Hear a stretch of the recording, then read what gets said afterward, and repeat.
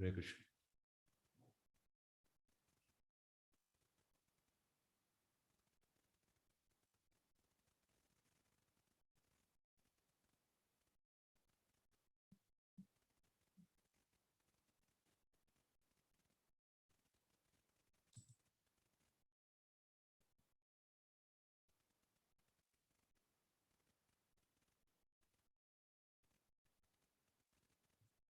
Okay, chapter 17.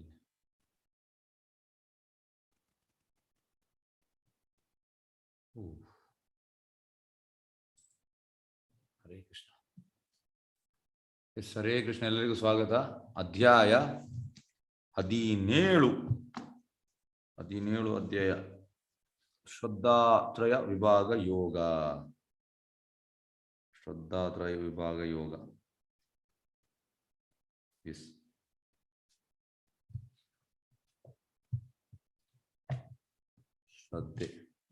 ಶ್ರದ್ಧೆ ತುಂಬ ಮುಖ್ಯ. ನೀವು ನೋಡಿ, ಶ್ರದ್ಧೆ ಹಿಡ್ಕೊಂಡು ಬಂದಿದ್ದೀರಿ ಕಲೀಲಿಕ್ಕೆ. ಹಾಗಾಗಿ ನಿಮಗೆ ಖಂಡಿತ ಭಗವಂತ ನೀವು ಎಂಥ ಶ್ರದ್ಧೆ ಇಟ್ಟಿದ್ದೀರಿ ಅದರ ಲಾಭ ಸಿಗ್ತದೆ. ಯಾಕೆಂದರೆ 17 ದಿವಸ ಆಯಿತು, ನಾಳೆ 18 ಮತ್ತು ನಾಡಿದ್ದು ಕೂಡ ಉಂಟು. ಶುಕ್ರವಾರ ಲಾಸ್ಟ್. ಶುಕ್ರವಾರ ಶಿಕ್ಷಾಷ್ಟಂಗ ಮಾಡ್ತೇನೆ. ಓಕೆ, ಶ್ರದ್ಧಾತ್ರಯ ವಿಭಾಗ ಯೋಗ, ಶ್ರದ್ಧೆಯ ಪ್ರಭೇದಗಳು. ಈಗ ಪ್ರಭುಪಾದ ಹೇಳುವಂಥದ್ದು, ನಾವು ಎಲ್ಲ ಕಡೆ ಶ್ರದ್ಧೆ ಆಗ್ತೇವೆ ಅಂತ. ಎಲ್ಲ ಕಡೆ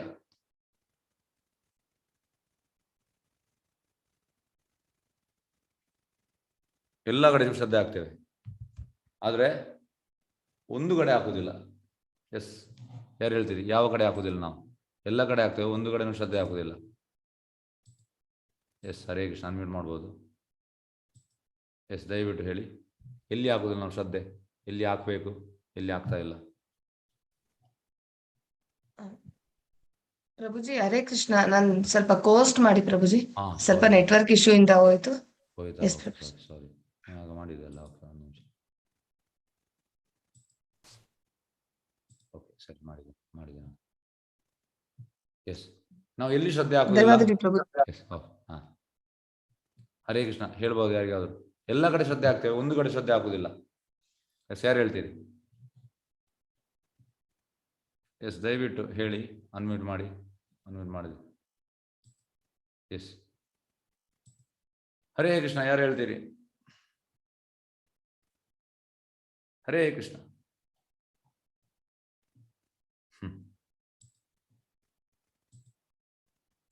ಓಕೆ, ಎಂತ ಅಂದ್ರೆ ಎಲ್ಲಿ ಆಗುದಿಲ್ಲ ಅಂದ್ರೆ, ನೋಡಿ, ನಿಮಗೆ ಹೇಳಿಕ್ಕೆ ಮನಸ್ಸಿಲ್ಲ, ನಾನು ಹೇಳ್ತೇನೆ. ಪ್ರಭು ಹೇಳುವಂಥದ್ದು ಕೃಷ್ಣ ಅಲ್ಲಿ ಅಂದ್ರೆ. ಕೃಷ್ಣ ಹೇಳಿದಾನೆ 18ನೇ ಅಧ್ಯಾಯದು 66ನೇ ಶ್ಲೋಕ, ಸರ್ವಧರ್ಮಾನ್ ಪರಿತ್ಯಜಿ ಮಾಮೇಕಂ ಶರಣಂ ವ್ರಜ ಹಂ ತ್ವಾಂ ಸರ್ವ ಪಾಪಿಯಭ್ಯೋ ಮೋಕ್ಷಯಿಷ್ಯಾಮಿ ಮಾ ಶುಚಃ. ಅಂದ್ರೆ ಇನ್ನೆಲ್ಲ ಈ ಸೋಕಾಲ್ಡ್ ಚೀಟಿಂಗ್ ರಿಲಿಜನ್ ಅನ್ನು ಬದಿಗಿಡು, ನನಗೆ ಪೂರ್ತಿ ಶರಣಾಗತ ಅಂದ್ರೆ ಪೂರ್ತಿ ಇನ್ನೆಲ್ಲ ಪಾಪ ನಾನು ಬಿಡುಗಡೆ ಮಾಡ್ತೇನೆ. ಒಮ್ಮೆ ಕೃಷ್ಣನಿಗೆ ಪೂರ್ತಿ ಶರಣಾಗತ ಆದರೆ ನಮ್ಗೆ ಯಾವುದೇ ಪಾಪ ಇಲ್ಲ ಅಂದ್ರೆ ಅದು ನಾವು ಮಾಡಲಿಕ್ಕೆ ಹಿಂದೆ ಮುಂದೆ ನೋಡ್ತೇವೆ. ಯಾಕೆಂದ್ರೆ ನಮಗೆ ಕೃಷ್ಣನ ಮೇಲೆ ಶ್ರದ್ಧೆ ಇಲ್ಲ, ಬರಲಿಲ್ಲ ಶ್ರದ್ಧೆ. ಹೇಗೆ ಪ್ರಭುಪಾದ ಹೇಳುವಂಥದ್ದು, ಈಗ ಕನಿಷ್ಠ ಅಧಿಕಾರಿ, ಮಧ್ಯಮ ಅಧಿಕಾರಿ ಮತ್ತು ಉತ್ತಮ ಅಧಿಕಾರಿ, ಈ ಯಾವುದರಲ್ಲಿ ಉಪದೇಶಾಮೃತದಲ್ಲಿ ಮತ್ತು ಈಶೋಪನಿಷದಲ್ಲಿ ನಾವು ಇದರ ಬಗ್ಗೆ ಸ್ವಲ್ಪ ನೋಡಿದ್ದೇವೆ. 3 ಅಧಿಕಾರಿ. ಕನಿಷ್ಠ ಅಧಿಕಾರಿ ಅಂದರೆ ಬಿಗಿನರ್, ನಿಯೋಫೈಟ್. ಮಧ್ಯಮ ಅಧಿಕಾರಿ ಅಂದರೆ ಸ್ವಲ್ಪ ಅಡ್ವಾನ್ಸ್ಡ್. ಉತ್ತಮ ಅಧಿಕಾರಿ ಅಂದರೆ ಅವ ಟ್ರಾನ್ಸ್ಜೆಂಡರ್ ಪ್ಲಾಟ್ಫಾರ್ಮ್ ಅಂದರೆ ಪ್ಯೂರ್ ಡಿವೋಟಿ. ಈಗ ವ್ಯತ್ಯಾಸ ಎಂತ ಮೂವರಿಗೆ? ಎಸ್, ಯಾರಾದರೂ ಹೇಳ್ಬೋದಾ? 3ರಲ್ಲಿ ಸಿಮಿಲಾರಿಟೀಸ್ ಮತ್ತೆ ಏನು ವ್ಯತ್ಯಾಸ? ಎಸ್, ಹರೇ ಕೃಷ್ಣ. ಯಾರಾದ್ರು ಹೇಳ್ಬೋದಾ?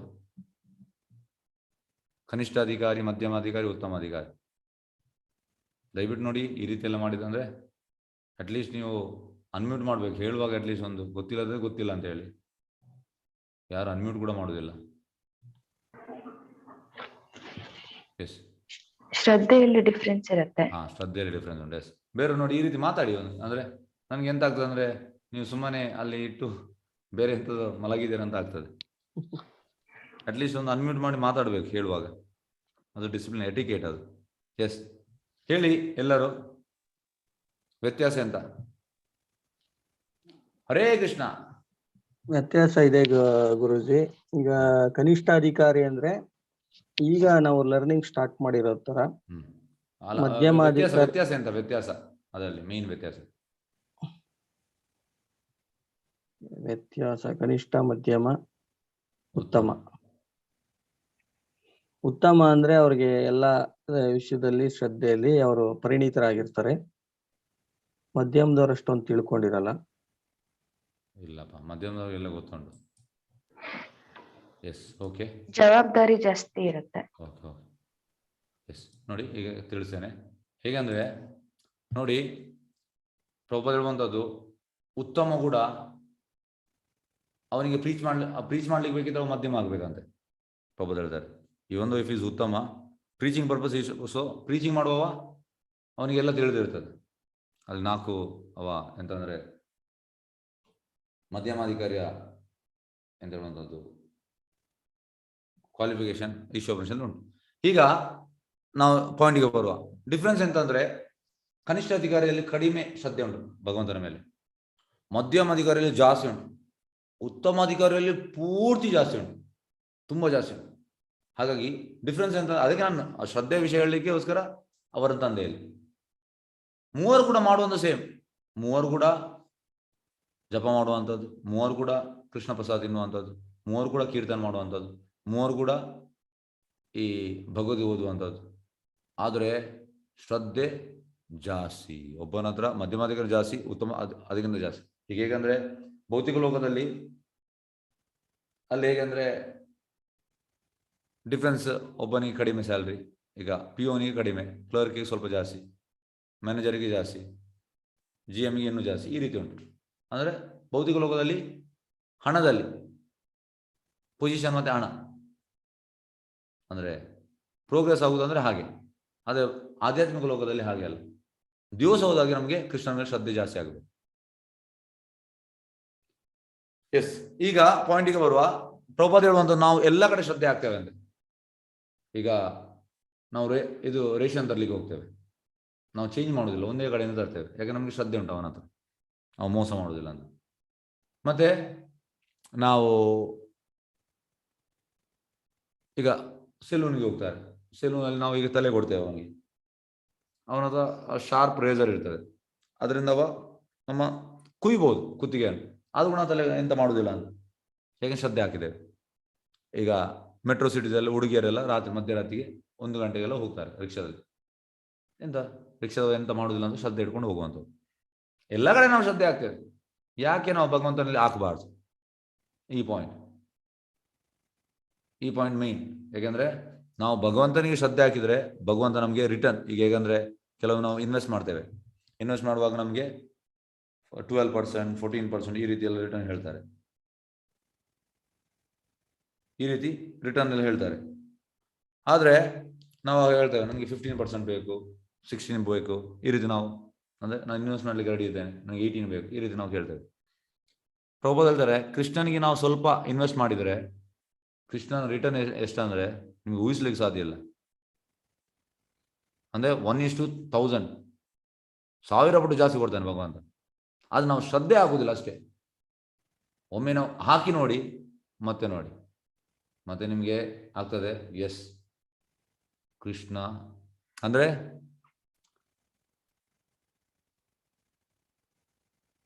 ಪ್ರಭುಪಾದ ಹೇಳುವಂಥದ್ದು ಭಾಗವತದಲ್ಲಿ ಕೂಡ ಉಂಟು. ಈಗ ನಾವು ಭಗವಂತನಿಗೆ ಎಂತಾದ್ರು ಕೊಡ್ಲಿಕ್ಕೆ ಹೋಗ್ತೇವೆ, ಈಗ ನಾವು ದೇವಸ್ಥಾನ ಕಟ್ತಾ ಇದ್ದೇವೆ, ದೇವಸ್ಥಾನಕ್ಕೆ ಎಂತಾದ್ರು ನೀವು ಕೊಡ್ಲಿಕ್ಕೆ, ನೀವು ಕೊಟ್ಟ 1000 ಪಟ್ಟು ಜಾಸ್ತಿ ಭಗವಂತ ಕೊಡ್ತಾನೆ ರಿಟರ್ನ್. ಭಗವಂತನ ಡೀಲಿಂಗೇ ಹಾಗೆ. ಭಗವಂತ ಅಂತಂದ್ರೆ ನಮಗೆ ಜಿಪುಣ ಅಲ್ಲ, ಕಡಿಮೆ ಅನ್ನೋದಿಲ್ಲ. ಪ್ರಭುಪಾದ ಹೇಳಿದ್ರೆ ಕೃಷ್ಣನ ಕಿಂಗ್ಡಮ್ ಅಲ್ಲಿ ಕಡಿಮೆ ಇಲ್ಲ ಅಂತ. ದೇನೇವಾಲ ಜಬ್ಬಿ ದೇತ ಚಪ್ಪಟ್ ಬಾಳ್ಕೆ. ಅಂದ್ರೆ ಪ್ರಭುಪಾದ ಹೇಳ್ತಾರೆ, ಈ 2 ಕೈ ಸಾಲದಂತೆ. ಒಮ್ಮೆ ಕೃಷ್ಣ ಕೊಡ್ಲಿಕ್ಕೆ ಸ್ಟಾರ್ಟ್ ಮಾಡಿದ್ರು ಅಂದ್ರೆ ಅಷ್ಟು ಕೊಡ್ಲಿಕ್ಕೆ ಸ್ಟಾರ್ಟ್ ಮಾಡ್ತಾನೆ. ಆದ್ರೆ ನಾವೆಂತಂದ್ರೆ ಭಗವಂತನ ಮೇಲೆ ಶ್ರದ್ಧೆ ಇಡಬೇಕು. ಹಾಗಾಗಿ ಶ್ರದ್ಧಾತ್ರ ವಿಭಾಗ ಯೋಗ, ಶ್ರದ್ಧೆಯ ಪ್ರಭೇದಗಳು ಸ್ಟಾರ್ಟ್ ಮಾಡೋ ಕ್ಲಾಸ್. ಎಸ್, ಶ್ಲೋಕ 1. ಅರ್ಜುನ ಉವಾಚ ಏಷಾ ವಿಧಿಂ ಉತ್ಸೃಜ್ಯ ಯಜಂತೆ ಶ್ರದ್ಧಯಾನ್ವಿತ ತೇಷಾಂ ನಿಷ್ಠತು ಕಾ ಕೃಷ್ಣ ಸತ್ವಂ ಅಹೋ ರಜಸ್ತಮಃ. ಅರ್ಜುನ ಪ್ರಶ್ನಿಸಿದನು, ಕೃಷ್ಣ, ಧರ್ಮಶಾಸ್ತ್ರಗಳ ತತ್ವಗಳನ್ನು ಅನುಸರಿಸದೆ ತಮ್ಮ ಕಲ್ಪನೆಗೆ ಅನುಗುಣವಾಗಿ ಪೂಜೆ ಮಾಡುವ ಸ್ಥಿತಿ ಏನು? ಅವರು ಸತ್ವಗುಣದವರೇ, ರಜೋಗುಣದವರೇ, ತಾಮಸ ಗುಣದವರೇ? ಹಾಗೆ ಇಲ್ಲಿ ಅಂತ ಹೇಳುವಂಥದ್ದು, ಶಾಸ್ತ್ರಗಳ ತತ್ವಗಳನ್ನು ಅನುಸರಿಸದೆ ತಮ್ಮ ಕಲ್ಪನೆಗೆ ಹೆಚ್ಚಿನವರಿದೆ. ಯಾಕೆಂದ್ರೆ ನಾವು ಮೀಟಾಕು ಜನರೆಲ್ಲ ಹೇಳುವಂಥದ್ದು. ಭಗವಂತ ಎಂತ ಹೇಳಿದಾನ? ಇಲ್ಲ. ನಮಗೆ ಎಂತ ಬೇಕು ಅದು ಮಾಡುವ. ಭಗವಂತ ಹೇಳಿದ್ದಾನೆ ಭಗವದ್ಗೀತೆಯಲ್ಲಿ, ಓದ್ಲಿಕ್ಕೆ ನಮಗೆ ಬಿಡಿಸೋದಿಲ್ಲ. ಭಗವಂತ ತುಂಬಾ ಹೇಳಿದ್ದಾನೆ. ಆದ್ರೆ ನಾವೆಂತ ಅಂದ್ರೆ ನಾವು ಕನ್ಕ್ಲೂಷನ್ ಬರುವಂಥದ್ದು, ಎಸ್ ಹೀಗೆ ಮಾಡು ಸರಿ, ನಾನು ಮಾಡುದು ಸರಿ. ಪ್ರಭುಪಾದ ಹೇಳುವಂಥದ್ದು, ಈ ಒಂದು ಈಸ್ ನಂಬರ್ ಒನ್ ಫುಲ್, ಈ ಥಿಂಗ್ಸ್ ಈಸ್ ಪರ್ಫೆಕ್ಟ್. ಹೇಗೆ ಅಂದ್ರೆ, ಈಗ ನಾವು ಒಂದು ಸೆನ್ಸಸ್ ಮಾಡ್ತಾ ಹೋಗುವ ಎಲ್ಲ ಮನೆಗೆ, ಎಲ್ಲ ಇಡೀ ಭಾರತದಲ್ಲಿ ನಾವು ಸೆನ್ಸಸ್ ಮಾಡುವಂಥದ್ದು. ಸೆನ್ಸಸ್ ಅಂದ್ರೆ ಕಾಂಶಮಾರಿ ಅಂತ ಹೇಳ್ತಾರೆ. ಓಕೆ, ಸೆನ್ಸಸ್ ಮಾಡುವುದು ಯಾಕೆ ಅಂದ್ರೆ, ಎಸ್ ಯಾರೆಲ್ಲ ಪ್ರೈಮ್ ಮಿನಿಸ್ಟರ್ ಆಗ್ಲಿಕ್ಕೆ ಸಿದ್ಧರಿದ್ದೀರಿ? ಪ್ರಭುಪಾದ ಹೇಳ್ತಾರೆ, ಈಗ 130 ಕೋಟಿ ಪಾಪ್ಯುಲೇಷನ್ ಇದ್ರೆ ಆಲ್ಮೋಸ್ಟ್ 130 ಹತ್ತಿರ ಜನರೆಲ್ಲ ಹೇಳ್ತಾರೆ, ನಾನು ಕೂಡ ರೆಡಿ ಇದ್ದೇನೆ. ಪ್ರಭುಪಾದ ಹೇಳೋದು ಅದಕ್ಕೆ, ಈ ಒಂದು ಈಸ್ ಅನ್ಕ್ವಾಲಿಫೈಡ್, ಈ ಥಿಂಗ್ಸ್ ಈಸ್ ಫಿಟ್. ಹಾಗೆ ಎಲ್ಲರೂ ನಾನು ಮಾಡುದು ಸರಿ, ಪೂಜೆ ನನಗೆ ಗೊತ್ತುಂಟಪ್ಪ, ನೀವು ನಮ್ಗೆ ಹೇಳಬೇಡಿ, ನಮ್ದು ಸರಿ ಉಂಟು. ನಾವು ಈಗವ, ನೀವು ಯಾವಾಗ ಇಸ್ಕಾನಿಗೆ ಸೇರಿದ್ದು? 10 ವರ್ಷ ಆಯ್ತು, 10-12 ವರ್ಷ. ನಾವು ದೇವರನ್ನು ಸಣ್ಣದಿಂದ ಮಾಡ್ತಾ ಇದ್ದೇವೆ, ನಾವು ಸರಿ. ಕೃಷ್ಣ ಅಂತ ಹೇಳುವಂಥ ಇಲ್ಲಿ ಅರ್ಜುನ ಪ್ರಶ್ನೆ ಮಾಡುವಂಥ, ಕೃಷ್ಣ ಧರ್ಮಶಾಸ್ತ್ರ ತತ್ವವನ್ನು ಅನುಸರಿಸಿ ತಮ್ಮ ಕಲ್ಪನೆ ಅನುಗುಣವಾಗಿ ಪೂಜೆ ಮಾಡುವ ಸ್ಥಿತಿ ಏನು? ಅವ್ರು ಸತ್ವಗುಣದವರೇ, ರಜೋಗುಣದ, ತಾಮಸ ಗುಣದವರೇ? ಈಗ ಭಗವಂತ ಉತ್ತರ ಕೊಡ್ತಾನೆ ಅದಕ್ಕೆ.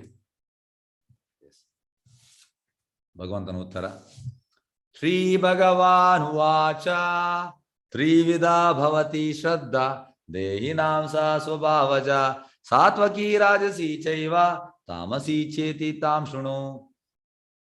ಓಕೆ, 3ನೇ ಶ್ಲೋಕ. ಸತ್ವಾನುರೂಪ ಸರ್ವಸ್ಯ ಶ್ರದ್ಧಾ ಭವತಿ ಭಾರತ ಶ್ರದ್ಧಾಮಯೋ ಅಯಂ ಪುರುಷೋ ಯೋ ಯಶ್ ಶ್ರದ್ಧಾ ಸ ಏವ ಸಹ.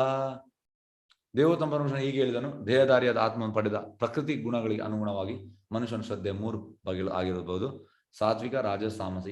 ಈಗ ಈ ಬಗ್ಗೆ ಕೇಳು. ಈಗ ಆ ಬಗ್ಗೆ ಕೇಳು. ಭರತವಂಶದ ಅರ್ಜುನನೇ, ವಿವಿಧ ಪ್ರಕೃತಿ ಗುಣಗಳಲ್ಲಿ ಮನುಷ್ಯನು ಬದುಕಿದ ರೀತಿಗೆ ಅನುಗುಣವಾಗಿ ಅವನು ನಿರ್ದಿಷ್ಟ ಶ್ರದ್ಧೆಯನ್ನು ಬೆಳೆಸಿಕೊಳ್ಳುತ್ತಾನೆ. ಜೀವಿಯು ಗಳಿಸಿಕೊಂಡ ಗುಣಗಳಿಗೆ ಅನುಗುಣವಾಗಿ ಅವನು ಒಂದು ನಿರ್ದಿಷ್ಟ ಶ್ರದ್ಧೆಯನ್ನು ಎಂದು ಹೇಳುತ್ತಾನೆ. ಇದು ನಾನು ಸಣ್ಣ ಒಂದು ಎಕ್ಸಾಂಪಲ್ ಹೇಳ್ತೇನೆ. ಇದು last year almost 1 year 3 months ಆಯಿತು. ನಾನೊಂದು ಅಡ್ವೊಕೇಟ್ ಆಫೀಸ್ಗೆ ಹೋದದ್ದು.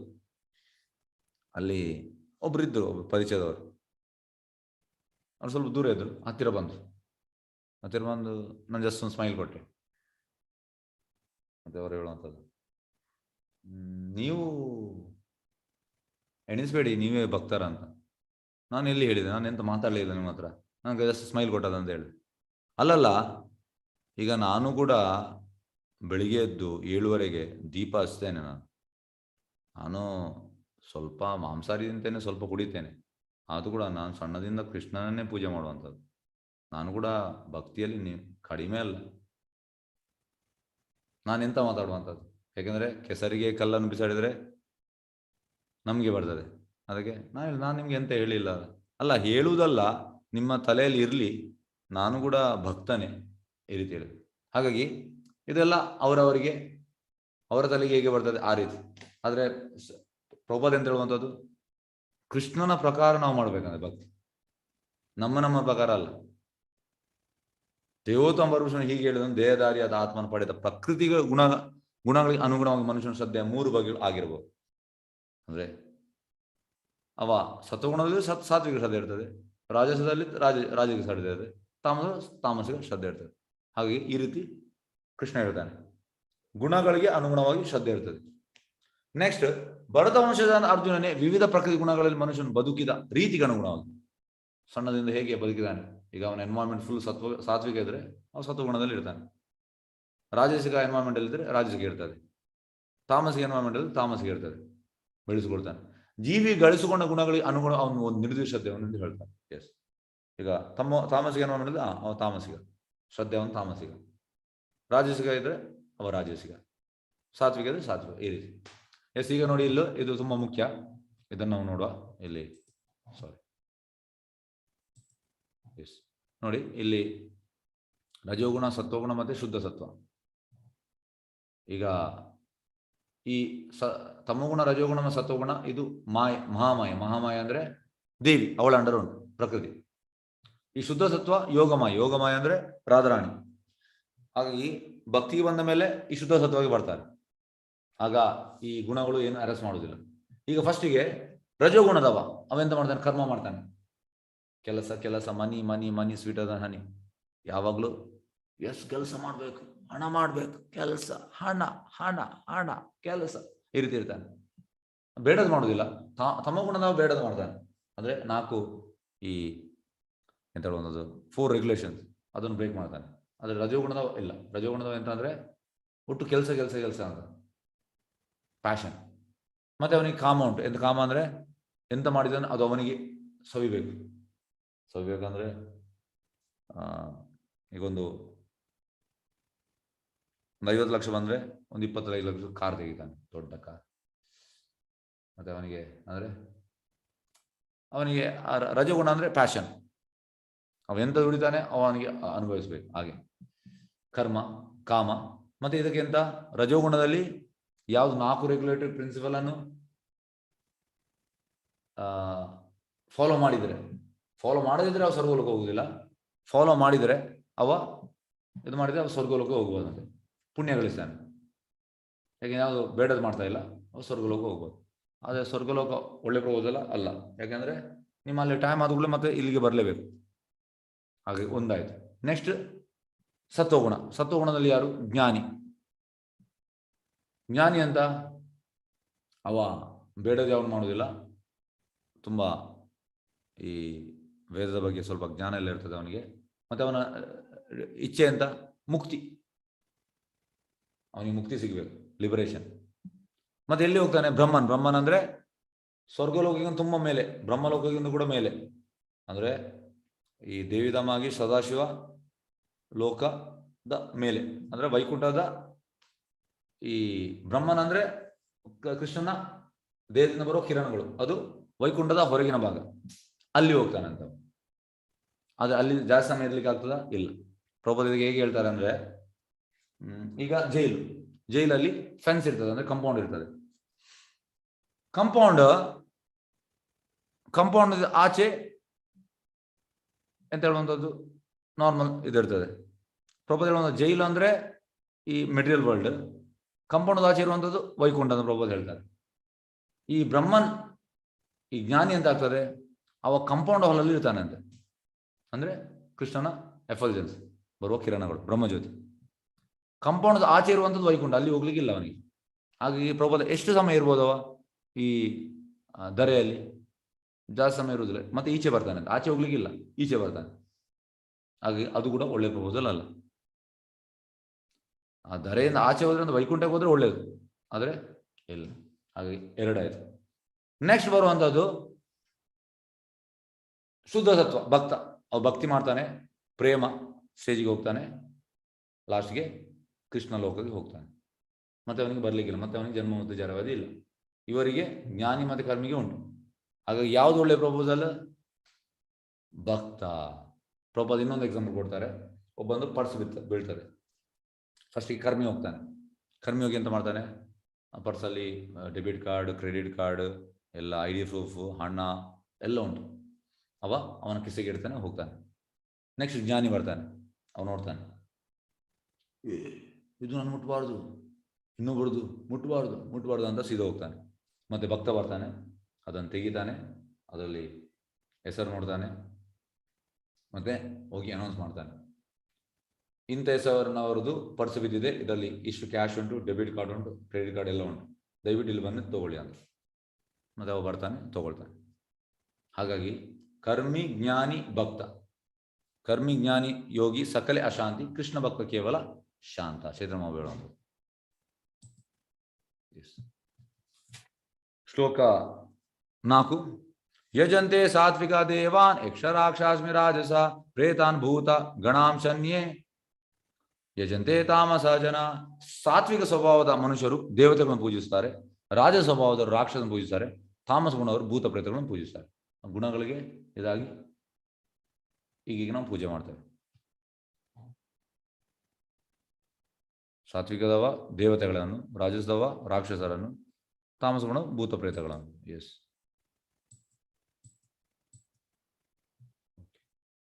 ಶ್ಲೋಕ 5 ಮತ್ತು 6. ಅಶಾಶ್ರಾಭೀತಂ ಘೋರಂ ತಪ್ಯಂತೆ ಯೇ ತಪೋ ಜನಃ ದಂಭಾಹಂಕಾರ ಸಂಯುಕ್ತ ಕಾಮರಾಗ ಬಲಾನ್ವಿತ ಕರ್ಷ್ಯಂತ ಶರೀರಸ್ಥಂ ಭೂತಗ್ರಾಮಂ ಅಚೇತಸ ಮಾಂ ಚೈವಾಂತ ಶರೀರಸ್ಥಂ ತಾನ್ ವಿಧಿ ಆಸುರ ನಿಶ್ಚಯಾನ್. ಅವರು ಶಾಸ್ತ್ರದಲ್ಲಿ ವಿಧಿಸದಿರುವ ಘೋರ ತಪಸ್ಸುಗಳನ್ನು ಆಚರಿಸುತ್ತಾರೆ. ಯಾರು? ತಮಗುಣದವರು. ಅವರು ಜಂಬ ಮತ್ತು ಅಹಂಕಾರಗಳಿಂದ ಮಾಡುತ್ತಾರೆ. ಕಾಮ ಮತ್ತು ಮೋಹಗಳೇ ಅವರಿಗೆ ಪ್ರೇರಣೆ. ಅವರು ಮೂರ್ಖರು ಮತ್ತು ದೇಹದ ಭೌತಿಕಾಂಶಗಳನ್ನು ಒಳಗೆ ವಾಸಿಸುವ ಪರಮಾತ್ಮ ಹಿಂಸಿಸುತ್ತಾರೆ. ಇಂಥವರು ನಿಶ್ಚಯವಾಗಿಯೂ ಅಸುರರು. ನೋಡಿ ಎಂಥವರು? ಅಸುರರು.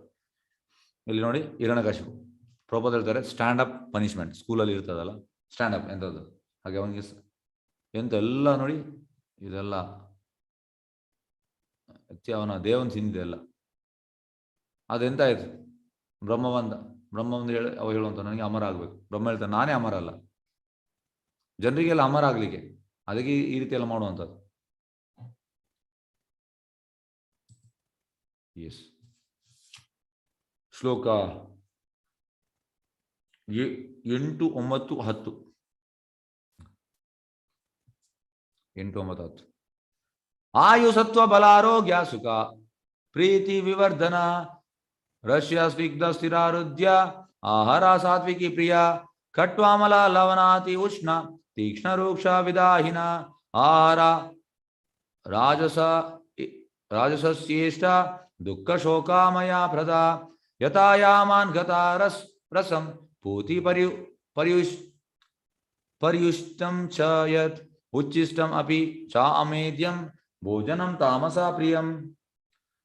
ಸಾತ್ವಿಕ ಗುಣದವರಿಗೆ, ಒಂದು ನಿಮಿಷ, ಎಸ್, ಸಾತ್ವಿಕ ಗುಣದವರಿಗೆ ಪ್ರಿಯವಾದ ಆಹಾರಗಳು ಆಯುಸ್ಸನ್ನು ಹೆಚ್ಚಿಸುತ್ತದೆ, ಮನುಷ್ಯನ ಬದುಕನ್ನು ಪರಿಶುದ್ಧಗೊಳಿಸುತ್ತವೆ, ಬಲ, ಆರೋಗ್ಯ, ಸುಖ ಮತ್ತು ತೃಪ್ತಿಗಳನ್ನು ಹೆಚ್ಚಿಸುತ್ತದೆ. ಅಂಥ ಆಹಾರಗಳು ರಸಯುಕ್ತವಾಗಿರುತ್ತವೆ, ಜಿಡ್ಡಿನಿಂದ ಕೂಡಿರುತ್ತದೆ, ಆರೋಗ್ಯಕರವಾಗಿರುತ್ತದೆ ಮತ್ತು ಹೃದಯಕ್ಕೆ ಪ್ರಿಯವಾಗಿರುತ್ತದೆ. ಬಹು ಕಹಿಯಾದ, ಹುಳಿಯಾದ, ಉಪ್ಪಾದ, ಉಷ್ಣವಾದ, ತೀಕ್ಷ್ಣವಾದ, ಒಣ ಕಾಲದ ಮತ್ತು ಸುಡುತ್ತಿರುವ ಆಹಾರಗಳು ರಾಜಸಭದವರಿಗೆ ಪ್ರಿಯವಾದವು. ಇಂಥ ಆಹಾರಗಳು ದುಃಖವನ್ನು, ಶೋಕವನ್ನು, ರೋಗವನ್ನು ಉಂಟು ಮಾಡುವು. ತಿನ್ನುವುದಕ್ಕೆ 3 ಗಂಟೆಗಳು ಮೊದಲು ಸಿದ್ಧ ಮಾಡಿದ ಆಹಾರ, ರುಚಿ ಇಲ್ಲದ ಕೆಡುತ್ತಿರುವ ಹಳಸಿದ ಆಹಾರ ಮತ್ತು ಉಚ್ಚಿಷ್ಟವು ಅಸ್ಪೃಶ್ಯವು ಆದ ಆಹಾರವು ತಾಮಸ ಗುಣ ಪ್ರಿಯವಾದವು. ಪ್ರಭುಪಾದ ಹೇಳ್ತಾರೆ, ಆಹಾರದಲ್ಲಿ ಗೊತ್ತಾಗ್ತದೆ ನಮ್ಮ ಎನ್ನ ಪ್ರಜ್ಞೆ ಅಂತ. The what food you take you are ಅಂತ ಪ್ರಭುಪಾದ ಹೇಳ್ತಾರೆ. ಒಬ್ಬ ಮನುಷ್ಯ ಹೇಗೆ ಅಂತ ನಾವು ಹೇಗೆ ಅವನನ್ನು ಊಹಿಸಬಹುದು, ಅಂದರೆ ನಮಗೆ ಹೇಗೆ ಅವನ ಕ್ಯಾರೆಕ್ಟರ್ ಹೇಗೆ ಅಂತ ನಾವು ಗಣನೆ ತಗೊಳ್ಳುವಂಥದ್ದು. ಪ್ರಭುಪಾದ ಹೇಳ್ತಾರೆ, ಅವನ ಆಹಾರದಿಂದ, ಜಸ್ಟ್ ಅವನು ತಿನ್ನುವ ಆಹಾರದಿಂದ ಅವ ಎಂಥ ಕ್ಯಾರೆಕ್ಟರ್ ಅಂತ ನಮ್ಗೆ ಹೇಳ್ಬೋದು ಅಂತ ಪ್ರಭುಪಾದ ಹೇಳ್ತಾರೆ. ಹಾಗೆ ನಾವು ಯಾವ ಆಹಾರ ತಿನ್ನಬೇಕು? ಸಾತ್ವಿಕ. ಈಗ ಇದಕ್ಕೊಂದು ಸಣ್ಣ ಒಂದು ಉದಾಹರಣೆ ಹೇಳ್ತೇನೆ ನೋಡಿ. ಇಲ್ಲಿ ನಮ್ಮ ಮಂಗಳೂರಲ್ಲಿ ಒಂದು ಫೇಮಸ್ ಹೋಟೆಲ್ ಉಂಟು, ತುಂಬ ಎಂತ ಹೇಳುವಂಥದ್ದು, ತುಂಬ ಫೇಮಸ್ ಹೋಟೆಲ್. ಆ ಹೋಟೆಲ್ ಹೆಚ್ಚಿನವರಲ್ಲಿ ಹೋಗ್ತಾರೆ ಊಟಕ್ಕೆ, ಅಂದರೆ ತುಂಬ ಫೇಮಸ್. ಒಬ್ಬರು ಇಲ್ಲಿ ಬರ್ತಾರೆ, ಅವರು ಆ ಹೋಟೆಲ್ನ ಪಕ್ಕವೇ ಮನೆ ಅವ್ರದ್ದು. ಅವ್ರು ಹೇಳುವಂಥದ್ದು, ಅಲ್ಲಿದ್ದು ಒಬ್ಬ ಕುಕ್ ಇದ್ದಾನೆ, ಮೇನ್ ಕುಕ್, ಅವ ಬಾಂಬೆಯಿಂದ ಬಂದವ. ಬಾಂಬೆಯಲ್ಲಿ ಒಂದು ದೊಡ್ಡ ಹೋಟೆಲಲ್ಲಿ ಇದ್ದ. 60,000 ಸ್ಯಾಲ್ರಿ ಏನೋ ಉಂಟು ನನಗೆ, ದೊಡ್ಡ ಸ್ಯಾಲ್ರಿ. ಅವ ರಾತ್ರಿ 8 ಗಂಟೆಗೆ ಅಲ್ಲಿ ಹೋಟೆಲ್ನ ಪಕ್ಕದಲ್ಲಿ ಒಂದು ಬಾರ್ ಅಂಡ್ ರೆಸ್ಟೋರೆಂಟ್, ಅಲ್ಲಿ ಕುಡಿತಾ ಇರ್ತಾನೆ. ಜನರೆಲ್ಲ ತುಂಬ ಮಂದಿ ಹೋಗ್ತಾರೆ. ಎಂತ ಊಟ, ಎಂತ ಊಟ, ಈ ರೀತಿ ಸೂಪರ್ ಸೂಪರ್ ಅಂತ ಹೇಳ್ತಾರೆ. ನೀವು ಎಣಿಸಿ, ಡೈಲಿ ಕುಡಿತಾನೆ, ಹೇಗಿರ್ಬೋದು? ಇನ್ನೊಂದು ವಿಷಯ ಅಂತಂದ್ರೆ, ಇಲ್ಲಿ ಒಬ್ರು ಡಿವೋಟಿ ಇದ್ರು, ಈಗೆಲ್ಲ 3 ವರ್ಷ ಮುಂಚೆ ಇದ್ರು. ಅವರು ಆ ಹೋಟೆಲ್ನಲ್ಲಿ ಕೂಡ ಸ್ವಲ್ಪ ಸಮಯ ಕೆಲಸ ಮಾಡಿದ್ರು, ಮತ್ತೆ ಬಾಂಬೆಯಲ್ಲಿ ದೊಡ್ಡ ಹೋಟೆಲಲ್ಲಿ ಕೂಡ ಕೆಲಸ ಮಾಡಿದ್ದಾರೆ. ಅವ್ರು ಹೇಳ್ತಾರೆ, ಕುಕ್ಕನವರಂತೆ ಬೆಳಿಗ್ಗೆ ಎದ್ದು, ನಮಗೆ ಸ್ವಲ್ಪ ಇದಾಗ್ಬೋದು, ಅದು ಕೂಡ ಫ್ಯಾಕ್ಟ್ ಹೇಳುವಂಥದ್ದು, ಟಾಯ್ಲೆಟ್ ಮಾಡಿ ಸ್ನಾನ ಕೂಡ ಮಾಡದೆ ಬ್ರಷ್ ಮಾಡದೆ ಅಡಿಗೆ ಮಾಡುವಂಥದ್ದು. ನೀವು ಎಣಿಸಿ ಹೇಗಿರ್ಬೋದು. ಪ್ರಭುಪಾದ ಹೇಳ್ತಾರೆ, ಅವನ ಪ್ರಜ್ಞೆ ಎಂತ ಉಂಟು ಆ ಪ್ರಜ್ಞೆ ಊಟಕ್ಕೆ ಬರ್ತಾನೆ. ಈಗ ನೋಡಿ, ನಾವು ದೇವಸ್ಥಾನದಲ್ಲಿ, ನಾನು ಕೂಡ ಮೊನ್ನೆ ಸಂಡೇ ಕುಕಿಂಗ್ ಮಾಡಿದೆ. ನಾವು ಕುಕಿಂಗ್ ಮಾಡುವಾಗ ನಮಗೆ ರೂಲ್ಸ್ ರೆಗ್ಯುಲೇಷನ್ ಎಂತ, ಫಸ್ಟ್ ಆಫ್ ಆಲ್ ರಾಧಾಗೋವಿಂದಗೆ ದೀಕ್ಷೆ ಆದವರು ಕುಕಿಂಗ್ ಮಾಡಲಿಕ್ಕೆ, ದೀಕ್ಷೆ ಆಗದವರು ಮಾಡಲಿಕ್ಕೆ ಇಲ್ಲ, ಅದೊಂದು ರೂಲ್ಸ್. ಮತ್ತೆ ಎಂತ ಅಂದರೆ, ನಾವು ಮಾಡುವಾಗ ಟೇಸ್ಟ್ ನೋಡ್ಲಿಕ್ಕಿಲ್ಲ. ನಾವು ಭಗವಂತನಿಗೆ ಅಡಿಗೆ ಮಾಡಿ ನಮ್ದು ಯಾವುದು ಪ್ರಜ್ಞೆ ಉಂಟು, ನಮ್ದು ಕೃಷ್ಣ ಪ್ರಜ್ಞೆ ಇದ್ರೆ ಅದು ಆಹಾರದಲ್ಲಿ ಬರ್ತದೆ, ಸೇಮ್ ಪ್ರಜ್ಞೆ. ಹಾಗೆ ನಾವು ಅಡಿಗೆ ಮಾಡುವಾಗ ಕೂಡ ಈ ಅಂದರೆ ಭಗವಂತನ ಕೀರ್ತನೆ, ಪ್ರಭುಪಾದಿದ ಕೀರ್ತನೆ, ಇದನ್ನು ಕೇಳಿ ಎಲ್ಲ ಮಾಡುವಂತ ನಾವು, ಯಾಕೆಂದ್ರೆ ಪ್ರಜ್ಞೆ ಕೃಷ್ಣ ಪ್ರಜ್ಞೆ ಇರಲಿಕ್ಕೆ. ಹಾಗೆ ನೀವು ಎಣಿಸಿ, ಅವನ ಪ್ರಜ್ಞೆ ಅದಕ್ಕೆ ಬರ್ತದೆ. ಜನರು ಎಂತ ತಿಂತಾ ಇದ್ದಾರೆ, ಮತ್ತೆ ಹೇಗೆ ಜನರು ಪ್ರಜ್ಞೆ ಒಳ್ಳೇದಾಗುವಂಥದ್ದು, ಮೈನ್ ಆಹಾರ. ಸಿಂಪಲ್ ನೋಡಿ, ಇದು ಏನು ಕಷ್ಟ ಏನಿಲ್ಲ. ನೀವು ಹೇಗೂ ಮನೆಯಲ್ಲಿ ಅಡಿಗೆ ಮಾಡ್ತೀರಿ, ಅಡಿಗೆ ಮಾಡುವಾಗ ಶುಚಿತ್ವ, ಸ್ನಾನ ಮಾಡಿ ಮಾಡಬೇಕು. ಮತ್ತೆಂತ ಮಾಡಬೇಕು, ಟೇಸ್ಟ್ ನೋಡ್ಲಿಕ್ಕಿಲ್ಲ, ಮಾಡಿ 5 ನಿಮಿಷ ಭಗವಂತನೇ ಇಡ್ಲಿಕ್ಕೆ ಅಷ್ಟೇ. ಈಗ ನೀವು 8 ಗಂಟೆ ತಗೊಳ್ಳೋದಾದ್ರೆ ಒಂದು 8-5 ತನಕ 5 ನಿಮಿಷ ಫೋಟೋ ಇದ್ರೆ ಅಲ್ಲಿ ಇಡಿ, 5 ನಿಮಿಷ ಒಂದು ತುಳಸಿ ಹಾಕಿ ಭಗವಂತ ಸ್ವೀಕರಿಸ್ತಾನೆ. ಅಷ್ಟೇ ಮಾಡ್ಲಿಕ್ಕೆ ಅಷ್ಟೇನಿಲ್ಲ. ಹೇಗೂ ನಾವು ಅಡಿಗೆ ಮಾಡ್ತೇವೆ, ಸ್ನಾನ ಮಾಡಿ ಅಡಿಗೆ ಮಾಡುವಂಥದ್ದು, ಮತ್ತೆ 5 ನಿಮಿಷ ಇಡ್ಲಿಕ್ಕೆ. ಇದರಿಂದ ಎಂತಾಗ್ತದೆ, ನಮ್ಮ ಪ್ರಜ್ಞೆ ಚೇಂಜ್ ಆಗ್ತದೆ. ಯಾಕೆಂದ್ರೆ ಭಗವಂತ ಸ್ವೀಕರಿಸ್ತಾನೆ, ಭಗವಂತ ಸ್ವೀಕರಿಸ್ತಾನೆ. ಭಗವಂತ ಈಗ ನೋಡಿದ್ರೆ ತಿಂದಾಗೆ, ಜಸ್ಟ್ ಈಗ ಫೋಟೋ ಎದುರು ನೀವು ಇಟ್ರೆ ಈಗ ನೋಡ್ತಾನೆ, ತಿಂದಾಗೆ 5 ನಿಮಿಷ ಬಿಟ್ಟು ತೆಗೆದ್ರೆ ಸಿಂಪಲ್. ಹಾಗೆ ಸತ್ವಗುಣದ ಅವರಿಗೆ ಪ್ರಿಯವಾದ ಆಹಾರಗಳು ಆಯುಷನ್ನು ಹೆಚ್ಚಿಸುತ್ತದೆ, ಮನುಷ್ಯನ ಬದುಕನ್ನು ಪರಿಶುದ್ಧಗೊಳಿಸುತ್ತದೆ, ಬಲ, ಆರೋಗ್ಯ, ಸುಖ ಮತ್ತು ತೃಪ್ತಿಯನ್ನು ಹೆಚ್ಚಿಸುತ್ತದೆ. ಅಂತ ಆಹಾರಗಳು ರಸಯುಕ್ತವಾಗಿರುತ್ತದೆ, ಜಿಡ್ಡಿನಿಂದ ಕೂಡಿರುತ್ತದೆ, ಆರೋಗ್ಯಕರವಾಗಿರುತ್ತದೆ ಮತ್ತು ಹೃದಯಕ್ಕೆ ಪ್ರಿಯವಾಗಿರುತ್ತದೆ. ನೋಡಿ, ಸಾತ್ವಿಕ ಆಹಾರ. ಬಹು ಕಹಿಯಾದ, ಹುಳಿಯಾದ, ಉಪ್ಪಾದ, ಉಷ್ಣವಾದ, ತೀಕ್ಷ್ಣವಾದ, ಒಣಕಲದ ಮತ್ತು ಸುಡುತ್ತಿರುವ ಆಹಾರಗಳು ರಾಜಸವಾಗಿ ಪ್ರಿಯವಾದವು. ರಾಜಸಿಕ ಅಂದ್ರೆ ಇದೆ ಎಂತ ಹೇಳುವಂತು, ಉಪ್ಪು, ಖಾರ, ಜಾಸ್ತಿ, ಹುಳಿ, ಇಂಥ ಆಹಾರಗಳು ದುಃಖವನ್ನು. ಯಾಕೆ ನೋಡಿ, ಜಾಸ್ತಿ ನೀವು ಖಾರ ತಿನ್ನಿ, ಮತ್ತೆ ಪೈಲ್ಸ್ ಬರ್ತದೆ, ನಿಮಗೆ ಇನ್ನೊಂದು ರೋಗ ಬರ್ತದೆ.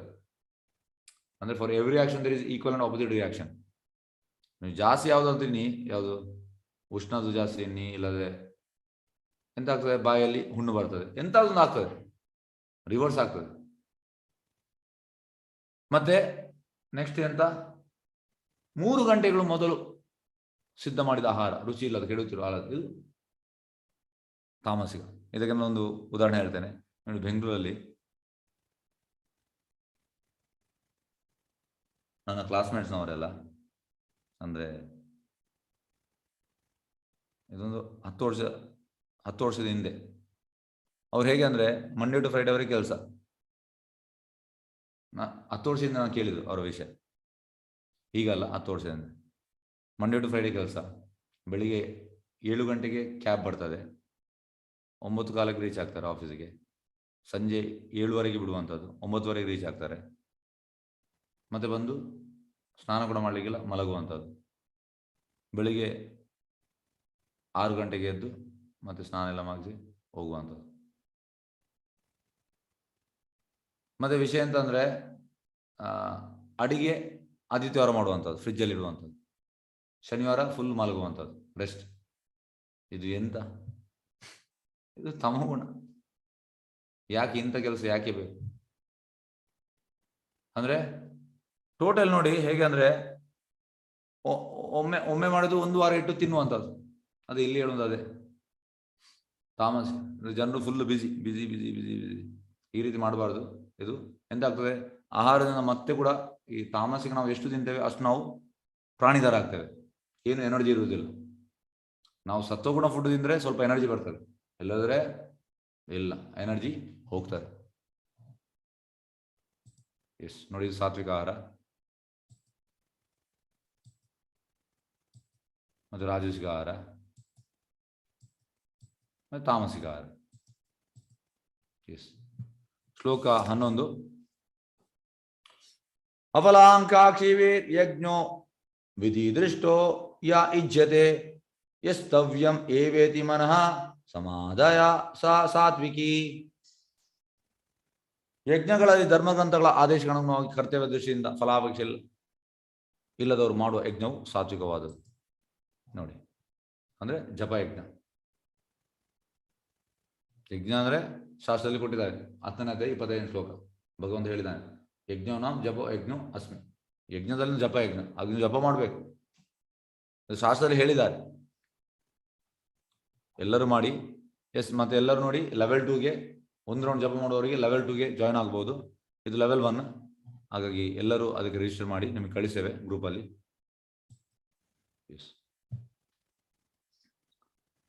ಶ್ಲೋಕ 12. ಅಭಿಸಂಧಾಯ ತು ಫಲಂ ದಂಭಾರ್ಥಂ ಅಪಿ ಚೈವ ಯತ್ ಇಜ್ಯತೆ ಭರತ ಶ್ರೇಷ್ಠ ತಂ ಯಜ್ಞಾಂ ವಿಧಿ ರಾಜಸಂ. ಭರತ ವಂಶದ ಶ್ರೇಷ್ಠನೇ, ಐಕ ಲಾಭಕ್ಕೆ ಅಥವಾ ಅಹಂಕಾರದಿಂದ ಮಾಡುವ ಯಜ್ಞವು ರಾಜಸವೆಂದು ತಿಳಿದುಕೊ. ಅಂದ್ರೆ ನಮ್ಮ ಸ್ವಂತ ಲಾಭಕ್ಕೆ ಇದು ರಾಜಸಿಕ. ಶ್ಲೋಕ 13. ವಿಧಿಹೀನಂ ಅಸೃಷ್ಟಾನಂ ಮಂತ್ರಂಹೀನಂ ಅದಕ್ಷಿಣಂ ಶ್ರದ್ಧಾ ವಿರಹಿತಂ ಯಜ್ಞಂ ತಾಮಸಂ ಪರಿಚಕ್ಷತೆ. ಧರ್ಮಗ್ರಂಥಗಳ ಆದೇಶವನ್ನು ಲಕ್ಷ್ಯ ಮಾಡದೆ, ಪ್ರಸಾದವನ್ನು ಹಂಚದೆ, ವೇದಗಳ ಸ್ತೋತ್ರವನ್ನು ಹೇಳದೆ, ಪುರೋಹಿತರ ಸಂಭಾವನೆ ಇಲ್ಲದೆ ಮತ್ತು ಶ್ರದ್ಧೆ ಇಲ್ಲದೆ ಮಾಡಿದ ಯಜ್ಞವನ್ನು ತಾಮಸ ಗುಣದೆಂದು ಪರಿಗಣಿಸ್ತಾರೆ. ಅಟ್ಲೀಸ್ಟ್ ರಜೋಗುಣದವ ಎಂತಂದ್ರೆ ಧರ್ಮದಲ್ಲಿ ಇದ್ದಾಗೆ ಮಾಡ್ತಾನೆ, ಆದರೆ ಅವನ ಸ್ವಂತ ಇಚ್ಛೆಗೆ. ಇವ ಉಲ್ಟ, ಧರ್ಮದಲ್ಲಿ ಇಲ್ಲ, ಒಟ್ಟು ಮಾಡುವಂಥದ್ದು. ಇದು ತಾಮಸಿಕ ಶ್ರದ್ಧೆ, ತಾಮಸಿಕ ಯಜ್ಞ. ಶ್ಲೋಕ 14. ದೇವದ್ವಿಜ ಗುರು ಪ್ರಜ್ಞಾ ಪೂಜನಂ ಶೌಚಂ ಆರ್ಜವಂ ಬ್ರಹ್ಮಚರ್ಯಂ ಅಹಿಂಸಾ ಚ ಶಾರೀರಂ ತಪ ಉಚ್ಯತೆ. ಪರಮಪ್ರಭುವಿನ ಪೂಜೆ, ಬ್ರಾಹ್ಮಣರ ಪೂಜೆ, ಗುರುವಿನ ಪೂಜೆ, ತಂದೆ ತಾಯಿ ಅಂತ ಹಿರಿಯರ ಪೂಜೆ, ಶುಚಿತ್ವ, ಸರಳತೆ, ಬ್ರಹ್ಮಚರ್ಯ ಮತ್ತು ಅಹಿಂಸೆ ಇವೆಲ್ಲ ಸೇರಿ ದೇಹದ ತಪಸ್ಸು ಎನ್ನಿಸಿಕೊಳ್ಳುತ್ತದೆ. ಇದರಿಂದ ಪರಮಪ್ರಭುವಿನ ಪೂಜೆ, ಬ್ರಾಹ್ಮಣರ ಪೂಜೆ, ಗುರುವಿನ ಪೂಜೆ. ನೋಡಿ, ಇಲ್ಲಿ ತಂದೆ ತಾಯಿ ಅಂತ ಹಿರಿಯರ ಪೂಜೆ, ಗುರುವಿನ ಪೂಜೆ ಇಲ್ಲಿ ಪ್ರಭುಪಾದ ಇದ್ದಾರೆ ನೋಡಿ. ಹೀಗೆ ಅಂದ್ರೆ ನಮಗೆ ಫಸ್ಟ್ ಇನಿಷಿಯಲಿ ತಂದೆ ತಾಯಿ ನಮ್ಮ ಗುರು, ತಂದೆ ತಾಯಿ ನಮ್ಮ ಗುರು. ಮತ್ತೆ ನಮಗೆ ನಮ್ಮ ಟೀಚರ್, ಸ್ಕೂಲ್ ಟೀಚರ್ ನಮ್ಮ ಗುರು. ಮತ್ತೆ ನಾವು ಕಾಲೇಜಿಗೆ ಹೋದ ಮೇಲೆ ನಮ್ಮ ಲೆಕ್ಚರರ್ಸ್ ನಮ್ಮ ಗುರು.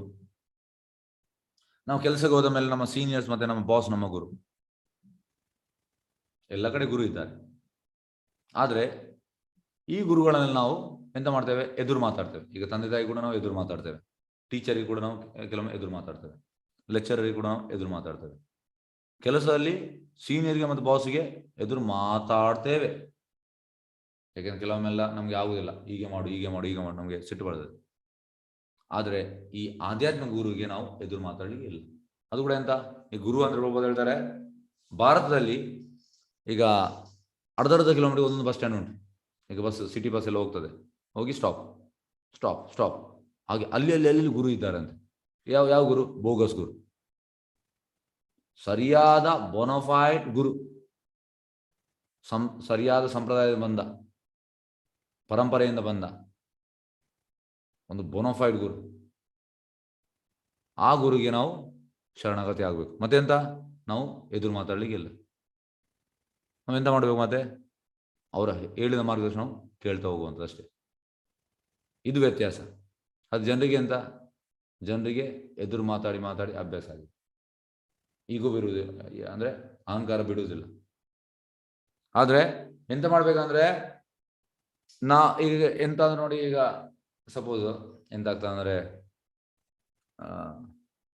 ಜನರು ತುಂಬಾ ಮಂದಿ ಬರ್ತಾರೆ, ಬಂದು ಸ್ವಲ್ಪ ಅವರಿಗೆ ಎಂಥದ್ದು ಮಾತಾಡಿದ್ರೆ ಮತ್ತೆ ಬಿಟ್ಟು ಹೋಗ್ತಾರೆ. ಯಾಕೆಂದ್ರೆ ಆ ಕೆಪಾಸಿಟಿ ಇಲ್ಲ. ಆದರೆ ಪ್ರಭುಪಾದ ಹೇಳುವಂಥದ್ದು ಈಗ ಹೇಗಂದ್ರೆ, ಈಗ ಸೀನಿಯರ್ಸ್, ಈಗ ನಾನು ಭಕ್ತಿಯಲ್ಲಿ ದೇವಸ್ಥಾನದಲ್ಲಿ 9 ವರ್ಷದಿಂದ ಇದ್ದೇನೆ, ನಮ್ಗೆ ಕೂಡ ಬೈಗಳು ಸಿಗ್ತದೆ. ಅದು ನಾವು ಬಿಟ್ಟು ಹೋಗುದಿಲ್ಲ. ಹೇಗೆಂದ್ರೆ ಪ್ರಭುಪಾದ ಹೇಳುವಂಥದ್ದು, ಈಗ ತಂದೆ ತಾಯಿ ಮನೇಲಿ ಬೈತಾರೆ, ನಾವು ಬಿಟ್ಟು ಹೋಗ್ತೇವಾ? ಇಲ್ಲ, ಬಿಟ್ಟು ಹೋಗುದಿಲ್ಲ. ಹಾಗಾಗಿ ಆದರೆ ಈ ಭಕ್ತಿಯಲ್ಲಿ ಬೈಗಳು ಸಿಕ್ಕಿದ್ರೆ ಒಳ್ಳೇದಂತೆ, ನಾವು ಗ್ರೋ ಆಗ್ತೇವೆ. ಹಾಗಾಗಿ ನಾವೆಂತ ಮಾಡಬೇಕು? ನಾವು ಗುರುವಿಗೆ ಸರೆಂಡರ್ ಆಗ್ಬೇಕು, ಮತ್ತೆ ನಾವು ಎದುರು ಮಾತಾಡ್ಲಿಕ್ಕೆ ಇಲ್ಲ. ಇದು ಪ್ರೊಸೆಸ್. ಎಸ್ ನೋಡಿ, ದಂಡವತ್ ಇಲ್ಲಿ ದಂಡವತ್ ಮಾಡಿದ್ದಾನೆ. ಈ ರೀತಿ ದಂಡವತ್ ಅಂದ್ರೆ ಖಾಲಿ ಹೆಸರಿಗೆ ಮಾತ್ರ ಅಲ್ಲ, ನಮ್ಮ ಮನಸ್ಸಲ್ಲಿ ದಂಡವತ್ ಇರಬೇಕು ಟೋಟಲಿ. ಈಗ ಆಕ್ಚುಲಿ ಹೆಂಗಸರು ಕೂಡ ದಂಡವತ್, ಆಕ್ಚುಲಿ ಹೆಂಗಸರು ದಂಡವತ್ತು ಯಾಕೆ ಈ ರೀತಿ ಮಾಡ್ಲಿಕ್ಕಿಲ್ಲ, ಅವರಿಗೆ ಅರ್ಧ. ಹಾಗೆ ದಂಡವತ್ ಅಂದ್ರೆ ಪೂರ್ತಿ ಇದು. ಹೇಗಂದ್ರೆ ಕೋಲಿನ ಥರ ಇರ್ಬೇಕಂದ್ರೆ, ಗುರು ಬರುವಾಗ ಪಟ್ಟ ಅಂತ ಈ ರೀತಿ ಬೀಳ್ಬೇಕು. ಹೆಂಗಸರಿಗೆ ಆಗುದಿಲ್ಲ ಹಾಗೆ, ಹೆಂಗಸರು ದಂಡವತ್ ಹೇಳ್ಬಾರ್ದು, ದಂಡವತ್ ಪ್ರಣಾಮ. ಯಾಕಂದ್ರೆ ದಂಡವತ್ ಮಾಡ್ಲಿಕ್ಕೆ ಆಗುದಿಲ್ಲ ನಮಗೆ. ಹಾಗಾಗಿ ಇದು ಗಂಡಸರಿಗೆ ಮಾತ್ರ ಹೇಳಲಿಕ್ಕೆ.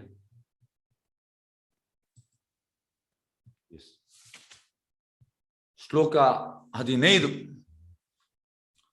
ಅನುದ್ವೇಗಕರಂ ವಾಕ್ಯಂ ಸತ್ಯಂ ಪ್ರಿಯಾಹಿತಂ ಚಯತ್ ಸ್ವ ಅಧ್ಯಾಯ ಅಭ್ಯಾಸನಂ ಚೈವ ವಾನ್ಮಯಾಂ ತಪ ಉಚ್ಯತೆ. ಸತ್ಯವಾದ, ಸಂತೋಷಕರವಾದ, ಹಿತವಾದ ಮತ್ತು ಇತರ ಮನಸ್ಸನ್ನು ಕಳಕದ ಮಾತುಗಳನ್ನು ಆಡುವುದು, ಕ್ರಮ ತಪ್ಪದೆ ವೇದ ಸಾಹಿತ್ಯ ವಾಚನ ಮಾಡುವುದು, ಇವೆಲ್ಲ ಸೇರಿ ಮಾತಿನ ತಪಸ್ಸಾಗುತ್ತದೆ. ಎಸ್, ಸತ್ಯವಾದ, ಸಂತೋಷಕರವಾದ, ಹಿತವಾದ ಮತ್ತು ಇತರ ಮನಸ್ಸನ್ನು ಕಳಕದ, ಇದು ಮಾಡಬೇಕಿದ್ರೆ ನಾವು ಭಕ್ತಿಯಲ್ಲಿ ಸ್ವಲ್ಪ ಸೇವೆ ಮಾಡಬೇಕು. ಇಲ್ಲದೆ ಆಗುದಿಲ್ಲ. ಇಲ್ಲದಂತ ನಾವು ಚುಚ್ಚು ಅಂತ ಮಾತಾಡ್ತೇವೆ. ಆಕ್ಚುಲಿ ನಮ್ಮ ಮಾತಿಂದ ಎಂತ ಆಗಬೇಕು, ಇನ್ನೊಬ್ಬ ನಮ್ಮ ಹತ್ರ ಮಾತಾಡ್ಲಿಕ್ಕೆ ಇನ್ನೂ ಮಾತಾಡೋ ಹಾಗೆ ಆಗ್ಬೇಕು. ಅವ್ರ ಹತ್ರ ಮಾತಾಡೋದೇ ಬೇಡ, ಹಾಗೆ ಆಗಬಾರ್ದು. ಹಾಗಾಗಿ ಸತ್ಯವಾದ ಎಂತಂದ್ರೆ, ನಾವು ಕೆಲವೊಮ್ಮೆ ಸತ್ಯ ಹೇಳುವಾಗ ಕೆಲವರಿಗೆ ಬೇಜಾರಾಗ್ತದೆ, ಸತ್ಯವನ್ನೇ ಹೇಳುವಂಥದ್ದು. ಸತ್ಯವನ್ನೇ ಹೇಳುವಂಥದ್ದು ಅಂದ್ರೆ ಕೆಲವರು ಹೇಗಂದ್ರೆ, ಇದಕ್ಕೆ ಒಂದು ಉದಾಹರಣೆ ಹೇಳ್ತೇನೆ. ಎಸ್, ಪ್ರಭುಪಾದ ಉದಾಹರಣೆ. ಒಮ್ಮೆ ಒಬ್ಬಳು ಜರ್ನಲಿಸ್ಟ್ ಬಂದ್ಲು ಪ್ರಭುಪಾದ ಭೇಟಿಯಾಗಲಿಕ್ಕೆ. ಪ್ರಭುಪಾದ್, ಈಗ ಅಮೆರಿಕದವರು ಚಂದ್ರಲೋಕಕ್ಕೆ ಹೋಗಿದ್ದಾರೆ, ಮೂನ್ ಲ್ಯಾಂಡಿಂಗ್ ಮಾಡಿದ್ದಾರೆ, ಇದ್ರ ಬಗ್ಗೆ ನೀವು ಎಂತ ಹೇಳ್ತೀರಿ? ಪ್ರಭುಪಾದ್ ಹೇಳಿದ್ರು, ನಾನು ಸತ್ಯ ಹೇಳ್ಬೇಕಲ್ಲ ನಿನಗೆ ಖುಷಿ ಪಡಿಸ್ಲಿಕ್ಕೆ, should I flatter you or should I tell the truth? Flatter ಅಂದ್ರೆ ನೀನು ಖುಷಿ ಪಡಿಸ್ಲಿಕ್ಕೆ ಹೇಳ್ಬೇಕಲ್ಲ, ಸತ್ಯ ಹೇಳ್ಬೇಕಲ್ಲ? ಅದಕ್ಕೆ ಅವಳು ಹೇಳಿದ್ರು, ನನ್ನನ್ನು ಖುಷಿ ಪಡಿಸ್ಲಿಕ್ಕೆ ಹೇಳ್ಬೇಡಿ, ಸತ್ಯ ಹೇಳಿ. ಅದು ಎಂತಾಗ್ತದೆ, ಹೆಚ್ಚಿನವರು ಖುಷಿ ಪಡಿಸ್ಲಿಕ್ಕೆ ಹೇಳುವಂಥದ್ದು, ಸತ್ಯ ಹೇಳುವುದಿಲ್ಲ. ನಾವು ಪ್ರಭುಪಾದ ಸತ್ಯ ಹೇಳಿದ್ರೆ ನಾವು ಕೂಡ ಸತ್ಯ ಹೇಳುವಂಥದ್ದು. ಇನ್ನೊಬ್ಬನಿಗೆ ಖುಷಿ ಆಗ್ತದೆ ಇಲ್ಲ ಗೊತ್ತಿಲ್ಲ ನಮಗೆ, ನಾವು ಆಸ್ ಇಟ್ ಈಸ್ ಪ್ರಭುಪಾದ ಎಂತ ಹೇಳಿದ್ರೆ ಅದನ್ನು ಹೇಳುವಂಥದ್ದು. ಅಂದ್ರೆ ಖುಷಿ ಪಡಿಸ್ಲಿಕ್ಕೆ ಹೇಳುವಂಥದ್ದು ನಮ್ಮ ಹತ್ರ ಇಲ್ಲ, ಆ ಮಾತೇ ಇಲ್ಲ. ಹಾಗೆ ನಮ್ಮ ಸತ್ಯದಿಂದ ಖುಷಿ ಬಂದ್ರೆ ಓಕೆ, ಇಲ್ಲದ್ರೆ ಟಾಟಾ ಬಾಯ್ ಬಾಯ್. ಹಾಗಾಗಿ ಪ್ರಭುಪಾದ ಹೇಳುವಂಥದ್ದು, ನಾನು ಸತ್ಯ ಹೇಳ್ಬೇಕಲ್ಲ ನೀನು ಖುಷಿ ಪಡಿಸ್ಲಿಕ್ಕೆ ಹೇಳ್ಬೇಕಾ? Should I flatter you or should I tell the truth? ಅವಳು ಹೇಳ್ತಾರೆ ಸತ್ಯ ಹೇಳಿ ಅಂತ. ಪ್ರಭುಪಾದ ಹೇಳ್ತಾರೆ, waste of time, waste of energy, waste of money. ಅಂದ್ರೆ ನಿನ್ನ ಎನರ್ಜಿ ವೇಸ್ಟ್, ನಿನ್ನ ಹಣ ವೇಸ್ಟ್, ನಿನ್ನ ಟೈಮ್ ವೇಸ್ಟ್, ಕಾಲ ವೇಸ್ಟ್. ಅವ್ರು ಹೇಳ್ತಾರೆ, ಯಾಕೆ ಪ್ರಭುಪಾದ್ ನೀವು ಯಾಕೆ ಹೀಗೆ ಹೇಳ್ತೀರಿ? ಅಮೆರಿಕನ್ಸ್ಗೆ ಗೊತ್ತಾಗ್ಬೇಕಲ್ಲ ಚಂದ್ರಲೋಕದಲ್ಲಿ. ಪ್ರಭುಪಾದ್ ಹೇಳ್ತಾರೆ, ಅವರಿಗೆ ಕ್ಯೂರಿಯಾಸಿಟಿ ಎಂತ ಉಂಟಂತ. ಪ್ರಭುಪಾದ್ ಹೇಳ್ತಾರೆ, it is like A childish curiosity. ಅಂದ್ರೆ ಮಕ್ಕಳ ಆಟ, ಮಕ್ಕಳಿಗೆ ಇರ್ತದೆ, ಅಮ್ಮ ಅಮ್ಮ ಅಮ್ಮ ಅಮ್ಮ ನನಗೆ ಅದು ನೋಡ್ಬೇಕು. ಅಲ್ಲಿ ಹೋದ ಮೇಲೆ ಅಮ್ಮ ಅಮ್ಮ ನನಗೆ ಇದು ನೋಡ್ಬೇಕು, ಈ ರೀತಿ ಇರ್ತದೆ ಮಕ್ಕಳ ಆಟಿಗೆ.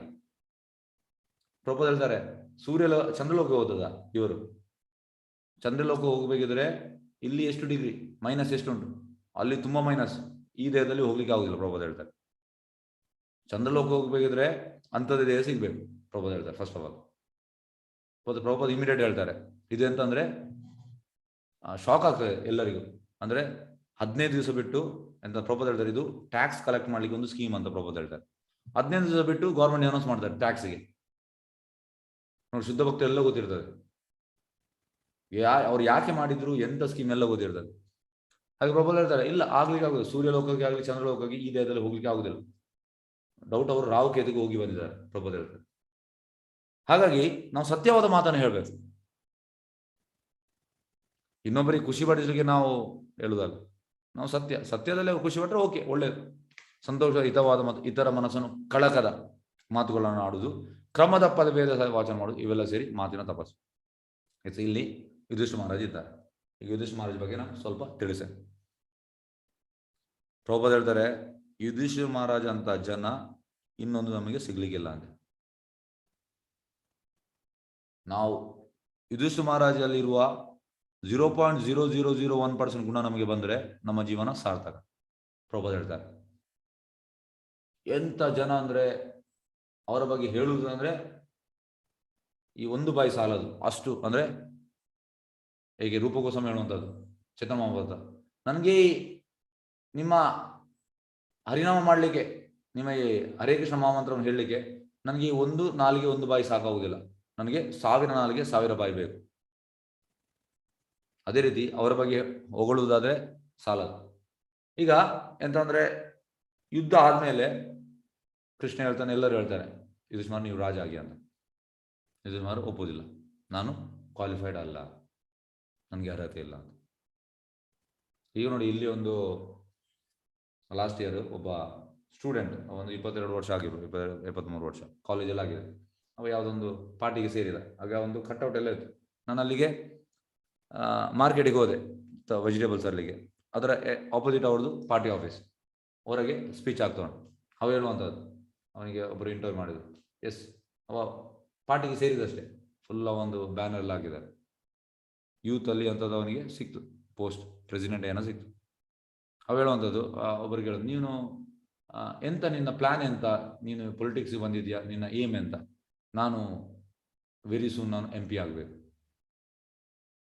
ನೋಡಿ, 50 ವರ್ಷದಿಂದ ಅಲ್ಲಿ ಪಾರ್ಟಿಯಲ್ಲಿ ಕುರಿತಾ ಇದ್ದಾರೆ. ಅವರೇನು ಬಿಟ್ಟು ಇವನಿಗೆ ಕೊಡ್ತಾರೆ. ಮೊನ್ನೆ ಸೇರಿದವ ಹೇಳುದು MP ಆಗ್ಬೇಕಂತ. ಇಲ್ಲಿ ರಾಜ ಆಗ್ಲಿಕ್ಕೆ ಅವನನ್ನು ಒತ್ತಾಯ ಮಾಡಿದ. ಅವ ಹೇಳ್ದ ನನಗೆ ಕ್ವಾಲಿಫಿಕೇಶನ್ ಇಲ್ಲ. ನೋಡಿ ವ್ಯತ್ಯಾಸ ನೋಡಿ. ಹಾಗೆ ಎಂತ ಆಯ್ತು, ಲಾಸ್ಟಿಗೆ ಭೀಷ್ಮ ಪಿತಾಮ ಹೇಳುವಂಥದ್ದು, ಆಗ ಒಪ್ತಾರೆ. ಭೀಷ್ಮ ಪಿತಾಮ ಹೇಗೆ ರಾಜ ಮಾಡುವಂಥದ್ದು ಮತ್ತೆ ಕೃಷ್ಣ ಬಗ್ಗೆ ಬಗ್ಗೆ ತಿಳಿಸ್ತಾರೆ, ಒಪ್ತಾರೆ. ಮತ್ತೆ ಎಂತ ಮಾಡ್ತಾರೆ ಅಂದ್ರೆ, ಈ ಧೃತರಾಷ್ಟ್ರ ಮತ್ತೆ ಗಾಂಧಾರಿಯನ್ನು ಅವರ ರಾಜ್ಯದಲ್ಲಿ ಅವರನ್ನು ಸೇವೆ ಮಾಡ್ತಾರೆ. ಈಗ ನೋಡಿ, ನಮಗೆ ಜೀವನ ಪೂರ್ತಿ ಯಾರಾದರೂ ನಮಗೆ ಕಷ್ಟ ಕೊಡ್ತಾರೆ, ಜೀವನ ಪೂರ್ತಿ, ಮತ್ತೆ ನಾವು ಅವರನ್ನು ನಮ್ಮ ಮನೆಯಲ್ಲಿ ಇರ್ತೇವ? ಇಲ್ಲ. ಅದು ಕೂಡ ಹೇಗೆ, ಡೈಲಿ ಬೆಳಿಗ್ಗೆ ಬಂದು ದೊಡ್ಡಪ್ಪ ದೊಡ್ಡಮ್ಮ ನೀವು ಚೆನ್ನಾಗಿದ್ದೀರಾ, ನಿಮ್ಮ ಅಂದ್ರೆ ಎಂಥದ್ದು ನಿಮ್ಗೆ ತಾಪತ್ರೆ ಉಂಟಾ, ನಿಮ್ಮ ಎಂಥದ್ದು ಸೇವೆ ಮಾಡಬೇಕು, ಈ ರೀತಿ ಡೈಲಿ ಬರ್ತಿದ್ದಂತೆ ಯುಧಿಷ್ಠಿರ ಮಹಾರಾಜ್. ಇದು ಹೇಗಂದ್ರೆ ಆರ್ಟಿಫಿಷಿಯಲಿ 1-2 ದಿವಸ ಮಾಡ್ಬೋದು, ಆದರೆ ಈ ಸೇವೆ ಮಾಡುವಂಥದ್ದು ಒಳಗಿಂದ ಇರಬೇಕು. ಎಲ್ಲದು ಮಾಡ್ಲಿಕ್ಕೆ ಬರೋದಿಲ್ಲ. ಅದು ಕಣ್ಣು ಕಟ್ಟಿಗೆ ಮಾಡ್ಬೋದು ನಾವು, ಇನ್ನೊಬ್ಬರನ್ನು ಎಂತ ಹೇಳೋದು ಪ್ಲೀಸ್ ಮಾಡಲಿಕ್ಕೆ. ಎಸ್, ಇವತ್ತು ನಾನು ಸೇವೆ ಮಾಡಿದೆ ಅಂತ. ಸೇವೆ ಅಂದ್ರೆ ಒಳಗಿಂದ ಬರಬೇಕು. ಅದು ಬರದೇ ಮಾಡ್ಲಿಕ್ಕೆ ಆಗುದಿಲ್ಲ. ಅದು ಸ್ವಲ್ಪ ದಿವಸ ಅಷ್ಟೇ, ಮತ್ತೆ ಹೋಗ್ತದೆ, ಅದು ಪುಸ್ ಆಗ್ತದೆ. ಹಾಗೆ ಲಾಸ್ಟ್ಗೆ ವಿದುರ ಬರ್ತಾನೆ. ವಿದುರ ಧೃತರಾಷ್ಟ್ರನ ತಮ್ಮ, ಇವನ ಚಿಕ್ಕಪ್ಪ. ವಿದುರ ಬಂದು, ವಿದುರ ಇದಕ್ಕಿಂತ ಮುಂಚೆ 2 ಬಾರಿ ಪ್ರಯತ್ನ ಮಾಡ್ತಾನೆ ಧೃತರಾಷ್ಟ್ರನಿಗೆ. ಆದ್ರೆ ತಮ್ಮ ಗುಣದವನಿಗೆ ಎಷ್ಟು ಹೇಳಿದ್ರು ಕೂಡ ಒಂದೇ, ಅವ್ರು ಚೇಂಜ್ ಆಗುದಿಲ್ಲ. ನಾಯಿ ಬಾಲ್ ಡೊಂಕ್ ಹೇಳ್ತೇವಲ್ಲ, ಬಂಡೆ ಕಲ್ಲಿಗೆ ನೀರು ಹಾಕಿದಾಗೆ, ಅದು ಚೇಂಜ್ ಆಗುದಿಲ್ಲ. ಇಲ್ಲಿ ಎಂತ ಆಗ್ತದೆ ಅಂದ್ರೆ, ವಿದುರ ಧೃತರಾಷ್ಟ್ರ ನೋಡ್ತಾನೆ, ಸಿಟ್ಟು ಬರ್ತದೆ ಅವನಿಗೆ. ಅಂದ್ರೆ ಇಷ್ಟೆಲ್ಲ ಇವ್ರಿಗೆ ಕಷ್ಟ ಕೊಟ್ಟು ಮತ್ತೆ ಕೂಡ ಇಲ್ಲಿದ್ದಾನಂತ. ಮತ್ತೆ ಅವ ಹೋಪ್ಸ್ ಬಿಡಿಲ್ಲ. ಪ್ರೊಪೋಸ್ ಹೇಳ್ತಾರೆ, ಟೀಚರ್ಸ್ ವಿದುರನಿಂದ ನಾವು ಕಲಿಬೇಕಂತೆ, ಹೋಪ್ಸ್ ಬಿಡಬಾರ್ದು. ಒಂದಲ್ಲ ಒಂದು ದಿವಸ ಅವ್ರು ಚೇಂಜ್ ಆಗ್ತಾರೆ. ಹಾಗಾಗಿ ಅವ ಹೋಗಿ ಸ್ಟ್ರಾಂಗ್ ಮಾತು ಹೇಳಿದ, ನಿನಗೆ ನಾಚಿಗೆ ಮಾನ ಮರ್ಯಾದೆ ಯಾವುದಿಲ್ವಾ? ನಿನ್ನ ಶತ್ರು ಹಾಕಿದ ಊಟವನ್ನು ನೀನು ತಿಂತಾ ಇದೆಯಲ್ಲ, ನೀನು ನಾಯಿಗಿಂತ ಕಡೆ, ಈ ರೀತಿ ಹೇಳ್ತಾನೆ. ಈಗ ಧೃತರಾಷ್ಟ್ರ ಸ್ವಲ್ಪ ಸೀರಿಯಸ್ ಆದ, ಚೇಂಜ್ ಆದ. ಅವೆಂತ ಮಾಡ್ತಾನೆ, ಮತ್ತೆ ಮನೆಯನ್ನು ಬಿಟ್ಟು ಹೋಗ್ತಾನೆ. ಇಲ್ಲಿ ಪ್ರೀಚಿಂಗ್ ಸಕ್ಸಸ್ ಆಯ್ತು ವಿದುರ ಅಂತ. ವಿದುರ ಮಹಾತ್ಮ, ಶುದ್ಧ ಭಕ್ತ. ಮತ್ತೆ ಯುಧಿಷ್ಠಿರ ಮಹಾರಾಜ್ ಬರ್ತಾನೆ. ಬಂದು ನೋಡುವಾಗ ಗಾಂಧಾರಿ ಮತ್ತೆ ಧೃತರಾಷ್ಟ್ರ ಇಲ್ಲ. ಅವ ಕೂಗ್ಲಿಕ್ಕೆ ಸ್ಟಾರ್ಟ್ ಮಾಡ್ತಾರೆ, ಕೃಷ್ಣ, ನನಗೆ ಇವರನ್ನು ಸರಿ ನೋಡ್ಲಿಕ್ಕೆ ಆಗ್ಲಿಲ್ಲ, ನನ್ನಿಂದಾಗಿ ಅವರು ಹೋದ್ರು ಹೊರಗೆ, ನನ್ನಿಂದಾಗಿ. ಪ್ರಭುಪಾದ ಹೇಳ್ತಾರೆ, ಇದು ಭಕ್ತನ ಕ್ವಾಲಿಟಿ. ಭಕ್ತ ಯಾವಾಗಲೂ ನನ್ನಿಂದ ತಪ್ಪಾಗಿದೆ, ಇನ್ನೊಬ್ಬರಿಗೆ ದೂರ ಹಾಕುವುದಿಲ್ಲ, ನನ್ನಿಂದಾಗಿದೆ ಅಂತ. ಹಾಗಾಗಿ ಯುಧಿಷ್ಠಿರ ಮಹಾರಾಜ್ ನಾವು ತುಂಬಾ ಕಲೀಲಿಕ್ಕೆ.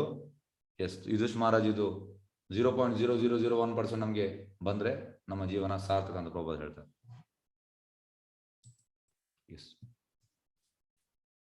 ಶ್ಲೋಕ 16. ಮನಃ ಪ್ರಸಾದ ಸೌಮ್ಯತ್ವಂ ಮೌನಂ ಆತ್ಮ ವಿನಿಗ್ರಹ ಭಾವ ಸಂಶುದ್ಧಿ ಇತಿ ಏತತ್ ತಪೋಮಾನ ಸಮುಚ್ಯತೆ. ಮನಸ್ಸಿನ ಪ್ರಸಾದತೆ, ಸರಳತೆ, ಮೌನ, ಆತ್ಮಸಂಯಮ ಮತ್ತು ಅಸ್ತಿತ್ವದ ಶುದ್ಧಿ ಇವು ಮನಸ್ಸಿನ ತಪಸ್ಸು.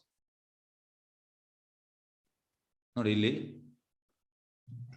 ಇದು ವೇದವ್ಯಾಸ ಮತ್ತು ಇದು ವೇದವ್ಯಾಸನ ಮಗ ಶುಕಮುನಿ. ಇಲ್ಲಿ ಎಂತ ಆಗ್ತದೆ ಅಂದ್ರೆ ಶುಕಮುನಿ ಅವರು ಅಂದ್ರೆ ಟೋಟಲಿ ಮುಕ್ತಾತ್ಮರು, ಇವರು ಕೂಡ ಮುಕ್ತಾತ್ಮ ವೇದವ್ಯಾಸರು, ಆದ್ರೆ ಅವರು ಬಟ್ಟೆ ಹಾಕ್ತಿರಲಿಲ್ಲ ಶುಕಮುನಿ. ಅವ್ರು ಪಾಸ್ ಆಗುವಾಗ ಅಲ್ಲಿ ಹೆಂಗಸರು ಸ್ನಾನ ಮಾಡ್ತಾ ಇದ್ರು, ಆದ್ರೆ ಅವರು ಬಟ್ಟೆಯನ್ನು ಕವರ್ ಮಾಡಲಿಲ್ಲ. ಅದೇ ವೇದವ್ಯಾಸರು ಬರುವಾಗ ವೇದವ್ಯಾಸರು ಉಡ್ಕೊಂಡು ಬರುವಂಥದ್ದು ಯಾರು ಶುಕಮುನಿ ಅಂತ, ಆಗ ಅವರೆಲ್ಲ ಬಟ್ಟೆ ಹಾಕ್ತಾರೆ. ಇದು ಯಾಕೆ? ಈಗ ಇಬ್ಬರು ಕೂಡ ಮುಕ್ತಾತ್ಮರು, ಒಬ್ಬರು ನೋಡುವಾಗ ಬಟ್ಟೆ ಹಾಕಿದ್ರು, ಇನ್ನೊಬ್ಬರು ನೋಡುವಾಗ ಬಟ್ಟೆ ಹಾಕ್ತಾರೆ. ಪ್ರಭುಪಾದ ಹೇಳ್ತಾರೆ ಯಾಕೆಂದ್ರೆ ಇಬ್ಬರು ಕೂಡ ಮುಕ್ತಾತ್ಮರು, ಅದರಲ್ಲಿ ಡೌಟ್ ಇಲ್ಲ, ಶುದ್ಧ ಭಕ್ತರು. ಆದರೆ ವೇದವ್ಯಾಸರು ಗೃಹಸ್ಥ, ಶುಕಮುನಿ ಸನ್ಯಾಸಿ. ಗೃಹಸ್ಥನಿಗೆ ಡಿಸ್ಕ್ರಿಮಿನೇಷನ್ ಇರಬೇಕಂತ, ಗಂಡು ಹೆಣ್ಣು ಅಂತದ್ದು, ಆದರೆ ಸನ್ಯಾಸಿಗೆ ಡಿಸ್ಕ್ರಿಮಿನೇಷನ್ ಇಲ್ಲ. ಹಾಗಾಗಿ ಈ ರೀತಿ. ಶ್ಲೋಕ 18. ಸತ್ಕಾರಮಾನ ಪೂಜಾರ್ಥಂ ತಪೋದಂಬೇನ ಚೈವಯತ್ ಕ್ರಿಯತೆ ಯತ್ ಇಹ ಪ್ರೋಕ್ತಂ ರಾಜಸಂ ಚಲಂ ಅಧ್ರುವಂ. ಡಂಬಕ್ಕಾಗಿ ಮತ್ತು ಗೌರವ ಪೂಜೆಗಳನ್ನು ಪಡೆಯುವುದಕ್ಕಾಗಿ ಮಾಡುವ ತಪಸ್ಸು ರಾಜಸ ಎಂದು ಹೇಳ್ತಾರೆ. ಇದು ಸ್ಥಿರವೂ ಅಲ್ಲ, ಶಾಶ್ವತವೂ ಅಲ್ಲ. ಅಂದ್ರೆ ಡಂಬಕ್ಕಾಗಿ ನಾವು ಮಾಡಬಾರ್ದು ತಪಸ್ಸು. ಶ್ಲೋಕ 19. ಮೂಢ ಗ್ರಹೇಣಾತ್ಮನೋ ಯತ್ ವಿಧಯೇ ಕ್ರಿಯತೆ ತಪ ಪರಸ್ಯೋತ್ಸಾದಾನಾರ್ಥಂ ವಾತ ತಾಮಸಂ ಉದಾಹೃತಂ. ಮೂರ್ಖತೆಯಿಂದ ತನ್ನನ್ನೇ ಹಿಂಸೆ ಮಾಡಿಕೊಂಡು ಅಥವಾ ಇತರನ್ನು ನಾಶ ಮಾಡಲು ಅಥವಾ ಅವರಿಗೆ ತೊಂದರೆ ಮಾಡಲು ಮಾಡುವ ತಪಸ್ಸು ತಾಮಸ ತಪಸ್ಸು ಎಂದು ಹೇಳಲಾಗುತ್ತದೆ. ಅಂದ್ರೆ ತಮಗುಣದಲ್ಲಿ ಎಂತ ಅಂದ್ರೆ ಈ ರೀತಿ ಮಾಡ್ತಾರೆ ತಪಸ್ಸು. ಇದೆಲ್ಲ ಆಕ್ಚುಲಿ ಶಾಸ್ತ್ರದಲ್ಲಿ ಇಲ್ಲ. ನಾವು ಶಾಸ್ತ್ರದಲ್ಲಿ ಎಂತ ಕೊಟ್ಟಿದ್ದು ಅದನ್ನು ಮಾಡ್ಬೇಕು. ಶ್ಲೋಕ 20. ದಾತವ್ಯಂ ಇತಿ ಯದ್ದಾನಂ ದೀಯತೆ ಅನುಪಕರಣೆ ದೇಶಕಾಲೇ ಚ ಪಾತ್ರೇ ಚ ತದ್ದಾನಂ ಸಾತ್ವಿಕಂ ಸ್ಮೃತಂ. ಪ್ರತಿಫಲದ ನಿರೀಕ್ಷಣೆ ಇಲ್ಲದೆ ಯೋಗ್ಯನಾದವನಿಗೆ ಸರಿಯಾದ ಕಾಲ ಮತ್ತು ದೇಶಗಳಲ್ಲಿ ಕರ್ತವ್ಯವನ್ನು ಮಾಡಿದ ದಾನವು ಸಾತ್ವಿಕ ದಾನ. ನೋಡಿ, ಈಗ ದಾನ ಅಂದ್ರೆ ನಾವು ಯಾವ ಮಾಡ್ಬೇಕು? ಭಗವಂತನ ಕೊಡ್ಬೇಕು. ಈಗ ಭಗವಂತನ ಈಗ ದೇವಸ್ಥಾನಕ್ಕೆ, ಈಗ ನಮ್ದು ಕಟ್ಟಡ ದೇವಸ್ಥಾನ ಮಾಡ್ತಾ ಇದೆ, ಇದೆಲ್ಲ ಕೂಡ ಒಂದು ಸಾತ್ವಿಕ ದಾನ. ಹಾಗಾಗಿ ನಾವು ಇಂಥದಕ್ಕೆಲ್ಲ ಕೊಡ್ಬೇಕು. ನಾವು ಕೆಲವೊಮ್ಮೆ ನಾವು ಕೊಡ್ತೇವೆ, ಯಾವುದೇ ಕೊಡ್ತೇವೆ, ಅದಲ್ಲ ಭಗವಂತನ ರಿಲೇಟೆಡ್ ನಾವು ಕೊಡ್ಬೇಕು. ಪ್ರಭುದಿರುವಂಥದ್ದು ನೀನು 1% ಕೊಟ್ರೆ ಭಗವಂತ ನಿಮ್ಗೆ ಎಂತ ಮಾಡ್ತಾನೆ? ಅದು 1000 ಪಟ್ಟು ಜಾಸ್ತಿ ಕೊಡ್ತಾನೆ. ನೀನು ಎಷ್ಟು ಕೊಟ್ಟಿದ್ದೆ ಅದು 1000 ಪಟ್ಟು. ಹಾಗಾಗಿ ಇಂಥ ದಾನ ನಾವು ಮಾಡ್ಬೇಕು, ಸಾತ್ವಿಕ ದಾನ. ಎಸ್. ಶ್ಲೋಕ 21. ಯತ್ತು ಪ್ರತ್ಯುಪಕಾರಾರ್ಥಂ ಫಲಂ ಉದ್ದೇಶ್ಯ ವಾ ಪುನಃ ದೀಯತೆ ಚ ಪರಿಕ್ಲಿಷ್ಟಂ ತದ್ದಾನಂ ರಾಜಸಂ ಸ್ಮೃತಂ. ಆದರೆ ಪ್ರತ್ಯುಪಕಾರದ ಬಯಕೆಯಿಂದ ಅಥವಾ ಕರ್ಮ ಫಲಾಪೇಕ್ಷೆಯಿಂದ ಅಥವಾ ಇಷ್ಟವಿಲ್ಲದೆ ನೀಡುವ ದಾನವನ್ನು ರಾಜಸ ಎಂದು ಹೇಳುತ್ತಾರೆ. ಅಂದರೆ ದಾನ ಕೊಡ್ತೇವೆ, ಆದರೆ ನಮಗೆ ಎಂತ ಕರ್ಮ ಫಲಾಪೇಕ್ಷೆ, ಓಕೆ, ಪ್ರತ್ಯುಪಕಾರದ ಬಯಕೆಯಿಂದ ಅಂದ್ರೆ ನಾವು ದಾನ ಕೊಟ್ಟ ಮೇಲೆ ನಮಗೆ ಅದರ ಎಂತ ಹೇಳುವಂಥದ್ದು ಹೆಸರು ಬೇಕು. ಈಗ ನೋಡಲ್ಲಿ ಅವ ಸೆಲ್ಫಿ ತೆಗಿತಾ ಇದ್ದಾನೆ, ಈ ರೀತಿ ಇದು ರಾಜಸಿಕ ದಾನ. ನಾವು ಸಾತ್ವಿಕ ದಾನ ಮಾಡಬೇಕು. ಶ್ಲೋಕ 22. ಅದೇಶಕಾಲೇ ಯದ್ದಾನಂ ಅಪಾತ್ರೇಭ್ಯ ಚ ದೀಯತೆ ಅಸತ್ಕೃತಂ ಅವಜ್ಞಾತಂ ತತ್ತಾಮಸಂ ಉದಾಹೃತಂ. ಅಸೂಯಾದ ಸ್ಥಳದಲ್ಲಿ ಅನುಚಿತವಾದ ಕಾಲದಲ್ಲಿ ಅಪಾತ್ರನಿಗೆ ಕೊಟ್ಟ ದಾನ ಅಥವಾ ಯೋಗ್ಯ ಲಕ್ಷ್ಯವಿಲ್ಲದೆ ಗೌರವವಿಲ್ಲದೆ ಕೊಟ್ಟ ದಾನವನ್ನು ತಾಮಸ ದಾನ ಎಂದು ಕರೆಯುತ್ತಾರೆ. ಇದಕ್ಕೆ ಉದಾಹರಣೆ ನೋಡಿ, help I need money for weed. Weed ಅಂದ್ರೆ ಗಾಂಜಾ. ಈಗ ನೋಡಿ, ಈ ಬಾರ್ ಅಂಡ್ ರೆಸ್ಟೋರೆಂಟ್ ಹೊರಗೆ ಡೈಲಿ ಒಂದು 5-10 ಮಂದಿ ಇರ್ತಾರೆ.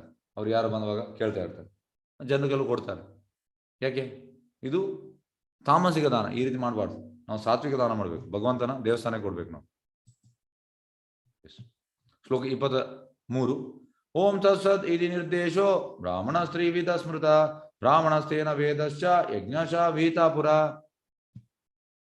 ಶಿಷ್ಯಾದ ಕಾಲದಿಂದ ಓಂ ತತ್ಸತ್ ಎನ್ನುವ ಪದಗಳನ್ನು ಪರಮ ಪರಿಪೂರ್ಣ ಸತ್ಯವನ್ನು ನಿರ್ದೇಶಿಸಲು ಬಳಸಲಾಯಿತು. ವೇದ ಸೂತ್ರಗಳನ್ನು ಹೇಳುವಾಗ ಮತ್ತು ಪರಮ ಪ್ರಭುವಿನ ಸುಪ್ರೀತಿಗಾಗಿ ಮಾಡುವ ಯಜ್ಞಗಳಲ್ಲಿ ಬ್ರಾಹ್ಮಣರು ಈ 3 ಸಂಖ್ಯೆಗಳು ಸ್ತುತಿಸುತ್ತಾರೆ. ಓಂ ತತ್ಸತ್ ಅಂದ್ರೆ ಕೃಷ್ಣನಿಗೆ, ಓಂ ತತ್ಸತ್ ಅಂದ್ರೆ ಕೃಷ್ಣನಿಗೆ ಸಮರ್ಪಣೆ. ಓಕೆ, ಶ್ಲೋಕ 24. ತಸ್ಮಾದೋಮಿ ಇತಿ ಉದಾಹೃತ್ಯ ಯಜ್ಞದಾನ ತಪ ಕ್ರಿಯಾ ಪ್ರವರ್ತಂತೆ ವಿಧಾನೋಕ್ತ ಸದ್ದಂ ಬ್ರಹ್ಮವಾದಿನ. ಆದ್ದರಿಂದ ಧರ್ಮಗ್ರಂಥಗಳ ನಿಯಮಗಳಿಗೆ ಅನುಗುಣವಾಗಿ ಯಜ್ಞದಾನ ಮತ್ತು ತಪಸ್ಸುಗಳ ಆಚರಣೆಯನ್ನು ಕೈಗೊಳ್ಳುವ ಆಧ್ಯಾತ್ಮಿಕವಾದಿಗಳು ಪರಮ ಸತ್ಯವನ್ನು ಪಡೆಯಲು ಯಾವಾಗಲೂ ಓಂನಿಂದ ಪ್ರಾರಂಭಿಸುತ್ತಾರೆ. ಎಲ್ಲ ಶಾಖವಂತ ಓಂನಿಂದ. ಓಂ ಇತಿ ಏತದ್ ಬ್ರಹ್ಮಣೆ ನಿರ್ದಿಷ್ಟಂ ನಾಮ ಋಗ್ವೇದ. ಓಂ ಎಂದರೆ ವಿಷ್ಣು. ಓಂ ಅಂದರೆ ವಿಷ್ಣು. ಓಮನ್ನು ವೇದ ಮಂತ್ರಗಳ ಶುರುವಿಗೆ ಸೇರಿಸಲಾಗುತ್ತದೆ. ಇದು ಮಂಟಗಳ ಪರಮೋಚ್ಚ ಗುರಿಯನ್ನು ಸೂಚಿಸುತ್ತದೆ. ಎಲ್ಲೋ ಶಾಡೋದು ಓಮಿಂದ. ಓಂ ಅಂದ್ರೆ ವಿಷ್ಣು. ಶ್ಲೋಕ 25. ತದಿತಿ ಅನಭಿಸಂಧಾಯ ಫಲಂ ಯಜ್ಞ ತಪ ಕ್ರಿಯಾ ದಾನ ಕ್ರಿಯಾ ಚ ವಿವಿಧ ಕ್ರಿಯಂತೆ ಮೋಕ್ಷಾಕಾಂಕ್ಷಿಭಿ. ಮನುಷ್ಯನು ಯಾವ ಫಲಾಪೇಕ್ಷೆ ಇಲ್ಲದೆ ತತ್ ಎಂಬ ಪದವನ್ನು ಉಚ್ಚರಿಸಿ ವಿವಿಧ ಬಗೆಗಳ ಯಜ್ಞ ತಪಸ್ಸು ಮತ್ತು ದಾನಗಳನ್ನು ಮಾಡಬೇಕು. ಇಂಥ ಆಧ್ಯಾತ್ಮಿಕ ಕರ್ಮಗಳ ಉದ್ದೇಶ ಮೋಕ್ಷವನ್ನು ಪಡೆಯುವುದು. ತತ್ವಮಸಿ. ತತ್ವಮಸಿ ಛಂದೋಗ್ಯ ಉಪನಿಷತ್. ತತ್ ಮುಕ್ತಿಗೆ ನಡೆಸುವ ನಿಷ್ಕಾಮ ಕರ್ಮದ ಪ್ರತೀಕ ಆಗಿದೆ. ತತ್ ಅಂದರೆ ಮೋಕ್ಷ, ಮುಕ್ತಿ. ಈ ಕರ್ಮಗಳ ಲೌಕಿಕ ಲಾಭಗಳನ್ನು ಬಯಸದೆ ಸಾಧಕನಿಂದ ಮಾಡಲ್ಪಡುತ್ತದೆ. ಓಂ ಅಂದ್ರೆ ವಿಷ್ಣು, ತತ್ ಅಂದ್ರೆ ಈ ಮೋಕ್ಷ, ಮುಕ್ತಿ. ನೋಡಿ, ಇಂಥ ಉದ್ದೇಶ ಮೋಕ್ಷ ಪಡೆಯುವುದು. ತತ್ ನಿಷ್ಕಾಮ ಕರ್ಮದ ಪ್ರತೀಕ. ಶ್ಲೋಕ 26, 27. ಸದ್ಭಾವೇ ಸಾಧುಭಾವೇ ಚ ಸದ್ ಇತಿ ಏತತ್ ಪರಿಯುಜ್ಯತೆ ಪ್ರಶಸ್ತೆ ಕರ್ಮಾಣಿ ತಥಾ ಸತ್ ಶಬ್ದ ಪಾರ್ಥ ಯುಜ್ಯತೆ ಯಜ್ಞೆ ತಪಸಿ ದಾನೇ ಚ ಸ್ಥಿತ ಸತ್ ಇತಿ ಚೋಚ್ಯತೆ ಕರ್ಮ ಚೈವ ತತ್ ಅತಿಯಾಂ ಸತ್ ಇತಿ ಏವಾಭಿಹೀಯತೆ. ಅರ್ಜುನನೇ, ಭಕ್ತಿ ಸೇವೆ ಗುರಿಯು ಪರಿಪೂರ್ಣ ಸತ್ಯ. ಅದನ್ನು ಸತ್ ಎನ್ನುವ ಪದವು ಸೂಚಿಸುತ್ತದೆ. ಸತ್ ಅಂದ್ರೆ ಅಂತ ಪರಿಪೂರ್ಣ ಸತ್ಯ. ಇಂಥ ಯಜ್ಞಗಳು ಮಾಡುವುದನ್ನು ಮತ್ತು ಪರಮ ಪುರುಷನ ಸುಪ್ರೀತಿಗಾಗಿ ದಿವ್ಯ ಸ್ವಭಾವಕ್ಕೆ ನಿಷ್ಠವಾಗಿ ನಡೆಸುವ ಎಲ್ಲ ಯಜ್ಞ ತಪಸ್ಸುಗಳ ದಾನಗಳು ಸತ್ ಎಂದು ಕರೆಯುತ್ತಾರೆ. ಯಾವುದೆಲ್ಲ ನಾವು ಭಗವಂತನಿಗೆ ಮಾಡ್ತೇವೆ ಅದೆಲ್ಲ ಸತ್. ಸತ್ ಏವ ಸೌಮ್ಯ ಛಂದೋಗ್ಯ ಉಪನಿಷತ್ 6.2.1. ಸತ್ ಪೂರ್ಣ ಆಧ್ಯಾತ್ಮಿಕ ಅರಿವಿಗಾಗಿ ನಡೆಸುವ ಪರಮಾತ್ಮನ ಸೇವೆ ಪ್ರತೀಕ. ನೋಡಿ, ಸತ್ ಅಂದ್ರೆ ಭಗವಂತನ ಮಾಡುವ ಸೇವೆ. ಈ ಕಾರ್ಯದಲ್ಲಿ ಕರ್ಮಿಯು ನಿತ್ಯನಾಗುತ್ತಾನೆ. ಈ ಕರ್ಮಗಳು ನಿತ್ಯತೆಯನ್ನು ಸೂಚಿಸುತ್ತದೆ ಹಾಗೂ ಇದರ ಫಲವು ನಿತ್ಯತೆಯನ್ನು ಸೂಚಿಸುತ್ತದೆ. ಓಂ ಅಂದ್ರೆ ವಿಷ್ಣು, ತತ್ ಅಂದ್ರೆ ನಿಷ್ಕಾಮ ಅಂದ್ರೆ ಮುಕ್ತಿಗಾಗಿ ಸಾಧನೆ, ನಿಷ್ಕಾಮ ಕರ್ಮಯೋಗ. ಸತ್ ಅಂದ್ರೆ ಭಗವಂತನೇ ಮಾಡುವಂಥದ್ದು. ಓಂ ತತ್ ಸತ್. ಶ್ಲೋಕ 28. ಅಶ್ರದ್ಧಾಯ ಹುತಂ ದತ್ತಂ ತಪ್ತಂ ಕೃತಂ ಚಯತ್ ಅಸತ್ ಇತಿ ಉಚ್ಯತೆ ಪಾರ್ಥ ನ ಚ ತತ್ ಪ್ರೇತ್ಯ ನೋ ಹಿಹ. ಅರ್ಜುನನೇ, ಪರಮಪ್ರಭುವಿನಲ್ಲಿ ಶ್ರದ್ಧೆ ಇಲ್ಲದೆ ಮಾಡಿದ ಯಾವುದೇ ಯಜ್ಞದಾನ ಅಥವಾ ತಪಸ್ಸು ಅಶಾಶ್ವತ, ಅದನ್ನು ಅಸತ್ ಎಂದು ಕರೆಯುತ್ತಾರೆ. ಯಾವುದೆಲ್ಲ ಭಗವಂತನಿಗೆ ರಿಲೇಟ್ ಇಲ್ಲದೆ ಮಾಡುವಂಥದ್ದು ಅದು ಅಸತ್. ಭಗವಂತನಿಗೆ ರಿಲೇಟೆಡ್ ಮಾಡುವುದು ಸತ್. ಎಸ್. ಅಧ್ಯಾಯ ಸಾರಾಂಶ. ಅನಧಿಕೃತ ಆರಾಧನೆ ಬಗ್ಗೆ ಅರ್ಜುನನ ವಿಚಾರಣೆ. ಏಷಾಶ ವಿಧಿ ಉತ್ಸೃಜ್ಯ. ಭಗವಾನ್ ಕೃಷ್ಣ ಉತ್ತರ 3 ವಿಧಾನಗಳು ಒಬ್ಬರು ನಂಬಿಕೆ ಮತ್ತು ಆರಾಧನೆ ನಡೆಸುತ್ತದೆ. ತ್ರಿವಿಧ ಭವತಿ ಶ್ರದ್ಧಾ. 3 ವಿಧಾನ ಆಹಾರಗಳು: ಆಯು ಸತ್ವ ಫಲಾರೋಗ್ಯ. 3 ವಿಧಾನ ಯಜ್ಞ: ಅಫಲಾಂಕಾಕ್ಷಿ ಯಜ್ಞ. 3 ರೀತಿಯ ತಪಸ್ಸು: ಪೂಜನಂ ಶೌಚಂ ಆರ್ಜವಂ. 3 ವಿಧಾನದ ತಪಸ್ಸು: ಪೀಡೆಯೇ ಕ್ರಿಯತೆ ತಪ. 3 ವಿಧಾನದ ದಾನ: ಆದೇಶ ಕಾಲೆ ಯದ್ದಾನಮ್ಮ ಪಾತ್ರೆ. ಓಂ ತತ್ಸತ್. ಯಜ್ಞದಾನ ತಪಸ್ಸು ಪರಮ ಪುರುಷನಿಗೆ ಅರ್ಪಿಸಬೇಕು. ಓಂ ತತ್ ಸತ್ ಇತಿ ನಿರ್ದೇಶ. ಎಸ್ ಎಸ್ ಯಾರು ಪ್ರಶ್ನೆ ಅಂತಲ್ಲಿ ಕೇಳ್ಬೋದು.